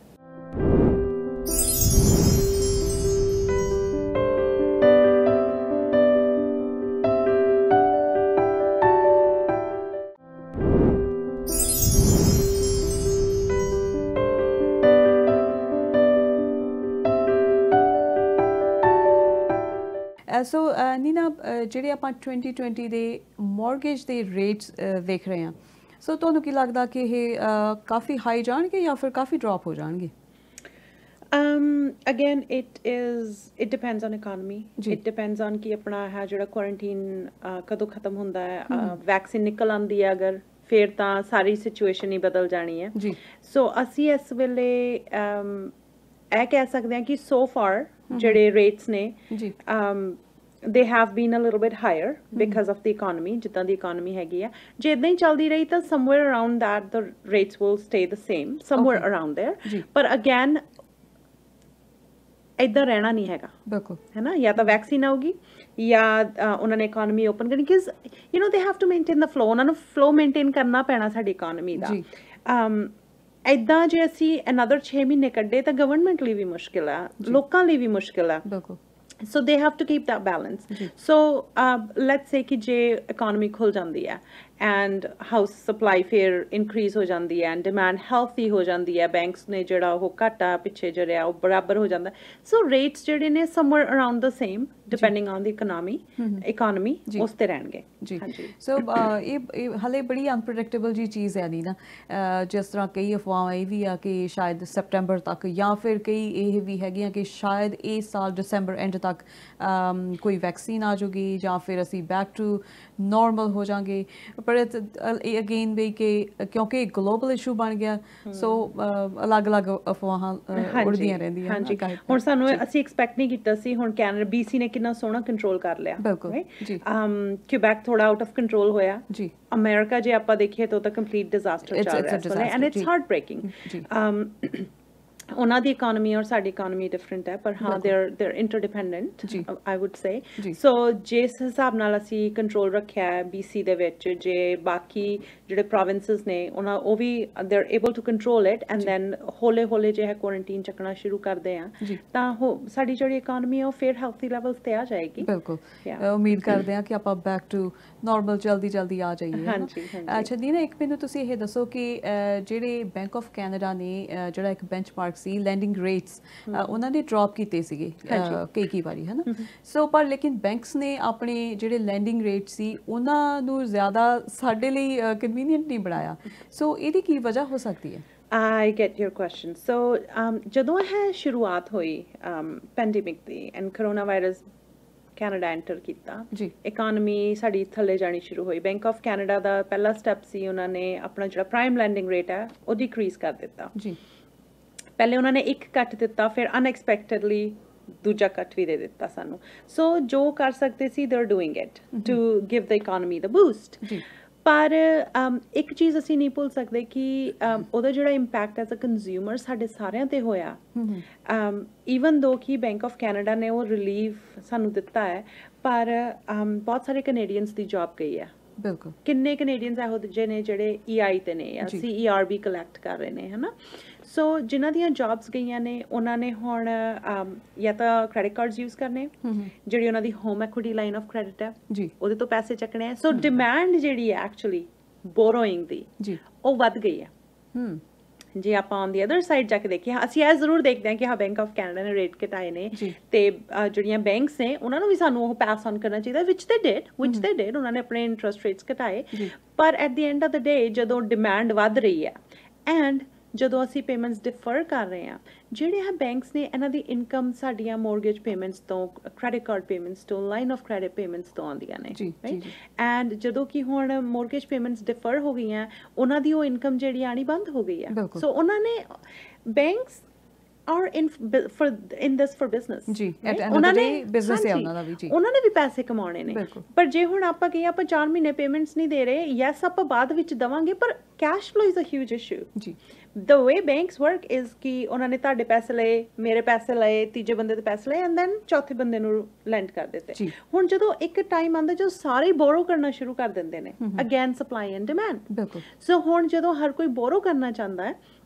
ਤੇ ਬੈਂਕਸ ਆਰ ਲਾਈਕ ਅਸੀਂ ਇੱਕ ਪਾਸੇ ਆ ਲਾਸ ਖੱਟਿਆ ਹੋਇਆ ਸੋ ਹੁਣ ਅਸੀਂ ਉਹਨੂੰ ਆਫਸੈਟ ਤਾਂ ਕਰਨਾ ਹੀ ਹੈ ਜੀ ਸੋ ਉਹਨਾਂ ਨੇ ਕੀ ਕੀਤਾ ਜਿੰਨੀਆਂ ਵੀ ਨਵੀਆਂ ਮੋਰਗੇਜਸ ਹੁਣ ਇਸ਼ੂ ਹੋ ਰਹੀਆਂ ਨੇ ਜਾਂ ਫਿਰ ਜਿਹੜੀਆਂ ਰੀਫਾਈਨਾਂਸ ਹੋ ਰਹੀਆਂ ਜਾਂ ਜਿਹੜੀਆਂ ਰੀਨਿਊਅਲਸ ਹੋ ਰਹੀਆਂ ਉਹਨਾਂ ਨੇ ਉਸ ਤੇ ਥੋੜਾ ਜਿਹਾ ਇੰਟਰਸਟ ਰੇਟ ਜਿਹੜਾ ਹੈ ਬੈਲੈਂਸ ਆਫ ਕਰਨ ਲਈ ਚੱਕ ਦਿੱਤਾ because at the end of the day ਉਹਨਾਂ ਨੇ ਆਪਣੀ ਬਾਟਮ ਲਾਈਨ ਜਿਹੜੀ ਆ ਡਾਲਰ ਸਾਈਨ ਜਿਹੜਾ ਉਹਨਾਂ ਨੇ ਵੀ ਬਰਕਰਾਰ ਰੱਖਣਾ ਬਿਲਕੁਲ ਜੀ ਬੈਂਕਸ ਵੀ ਹੁਣ ਜੇ banks he out of business ਚਲੇ ਜਾਣ ਤਾਂ ਫਿਰ ਆਪਾਂ ਕਿੱਥੇ ਜਾਵਾਂਗੇ ਕਿੱਥੋਂ ਮੋਰਗੇਜਸ ਹਨ ਹਾਂਜੀ ਸੋ ਨੀਨਾ ਇਹਦੇ ਨਾਲ ਇਹ ਦੱਸੋ ਪਹਿਲਾਂ ਤਾਂ ਥੋੜਾ ਜਿਹਾ ਸਾਨੂੰ ਐਲੈਬੋਰੇਟ ਕਰ ਦਿਓ ਵੇਰੀਏਬਲ ਤੇ ਫਿਕਸ ਮੋਰਗੇਜ ਦਾ ਤਾਂ ਕਿ ਆਪਣੇ ਜਿਹੜੇ ਦਰਸ਼ਕ ਆ ਉਹ ਵੀ ਥੋੜਾ ਜਿਹਾ ਰਿਲੇਟ ਕਰ ਸਕਣ ਸੋ ਇੱਕ ਵਾਰੀ ਫਿਰ ਸਾਨੂੰ ਇਹ ਦੱਸ ਦਿਓ ਕਿ ਫਿਕਸ ਮੋਰਗੇਜ ਤੇ ਵੇਰੀਏਬਲ ਮੋਰਗੇਜ ਇਹ ਕਿਸ ਤਰ੍ਹਾਂ ਅਲੱਗ ਆ ਤੇ ਇਹ ਕਿੱਦਾਂ ਤੁਸੀਂ ਇਹਨੂੰ ਦੇਖਦੇ ਹੋ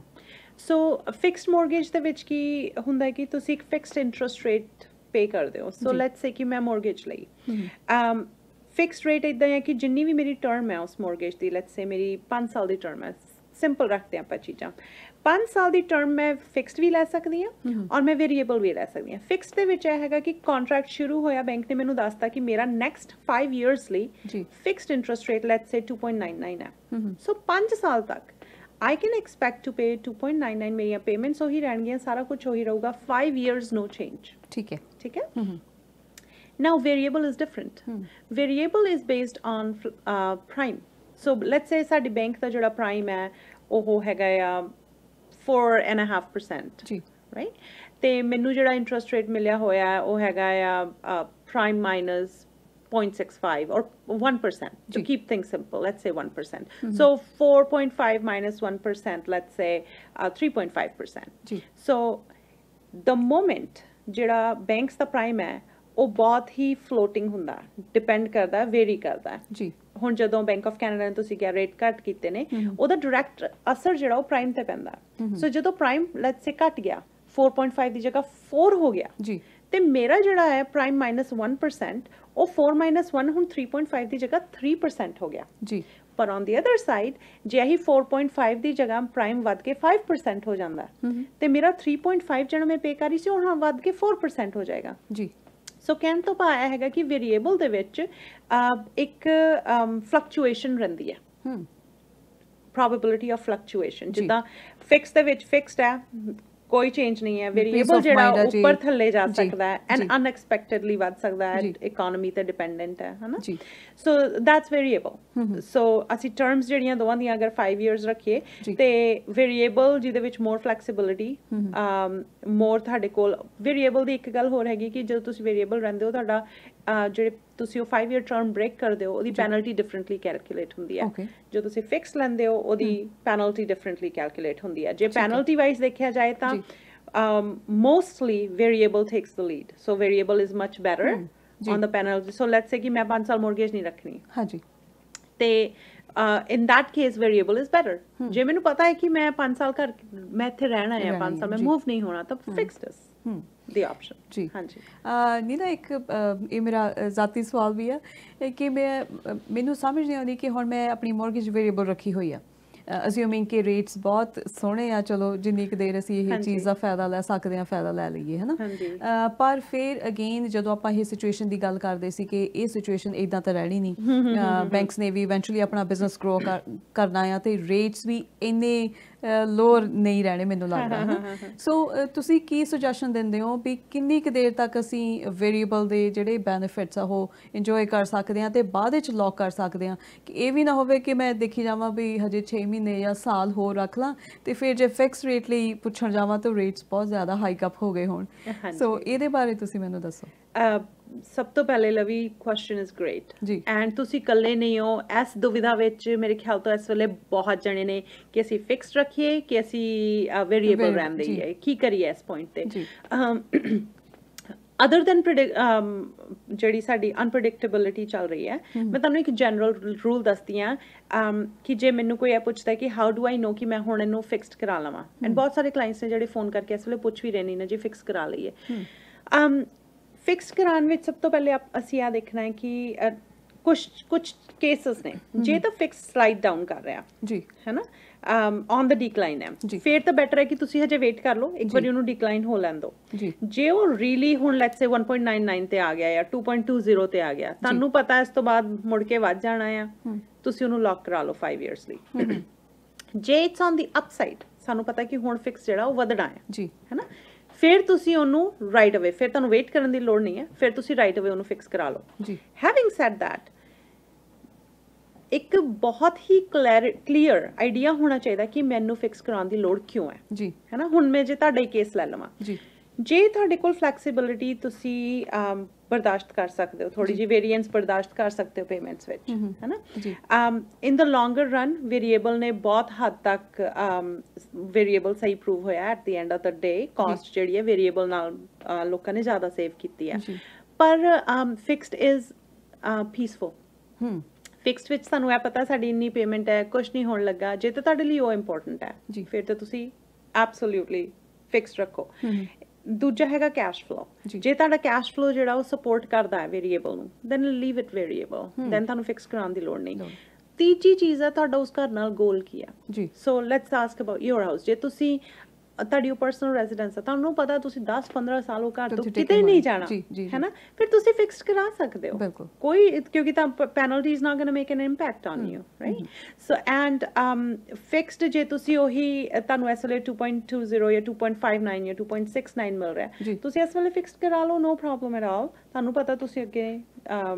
ਕਿਤੇ ਮੂਵ ਨਹੀਂ ਹੋਣਾ ਜਦੋਂ ਰੀਨਿਊਅਲ ਹੋਗਾ ਉਸ ਵੇਲੇ ਤੁਸੀਂ ਵੇਰੀਏਬਲ ਦੀ ਆਪਸ਼ਨ ਫਿਰ ਪਿਕ ਕਰ ਸਕਦੇ ਹੋ ਰਾਈਟ ਸੋ ਨੀਨਾ ਅਸੀਂ ਤੁਹਾਡਾ ਫਿਰ ਬਹੁਤ ਬਹੁਤ ਧੰਨਵਾਦ ਕਰਦੇ ਹਾਂ ਤੁਸੀਂ ਹਮੇਸ਼ਾ ਦੀ ਤਰ੍ਹਾਂ ਸਾਨੂੰ ਅੱਜ ਵੀ ਬਹੁਤ ਵਧੀਆ ਗੱਲਾਂ ਦੱਸੀਆਂ ਆਪਾਂ ਕੁਝ ਗਿਗਲਸ ਵੀ ਕੀਤੇ ਤੇ ਆਪਾਂ ਇਨਫਾਰਮਲ ਗੱਲਾਂ ਵੀ ਕੀਤੀਆਂ ਨੀਨਾ ਸਟੂਡੀਓ ਵਿੱਚ ਆਉਣ ਲਈ ਤੁਹਾਡਾ ਬਹੁਤ ਬਹੁਤ ਧੰਨਵਾਦ ਯੂ ਵੈਰੀ ਵੈਲਕਮ ਅਸੀਂ ਆਪਣੇ ਸਾਰੇ ਦਰਸ਼ਕਾਂ ਦਾ ਵੀ ਬਹੁਤ-ਬਹੁਤ ਧੰਨਵਾਦ ਕਰਦੇ ਹਾਂ ਸਾਡਾ ਪ੍ਰੋਗਰਾਮ ਇਸੇ ਤਰੀਕੇ ਨਾਲ ਦੇਖਦੇ ਰਹੋ ਸਾਨੂੰ ਸੁਝਾਅ ਦਿੰਦੇ ਰਹੋ ਹੇਠ ਲਿਖੇ ਪਤੇ ਤੇ ਸਾਨੂੰ ਫੀਡਬੈਕ ਜ਼ਰੂਰ ਦਿੰਦੇ ਰਹੋ ਤੁਹਾਡਾ ਸਾਰਿਆਂ ਦਾ ਸਹੀ ਦਿਸ਼ਾ ਦੇਖਣ ਲਈ ਧੰਨਵਾਦ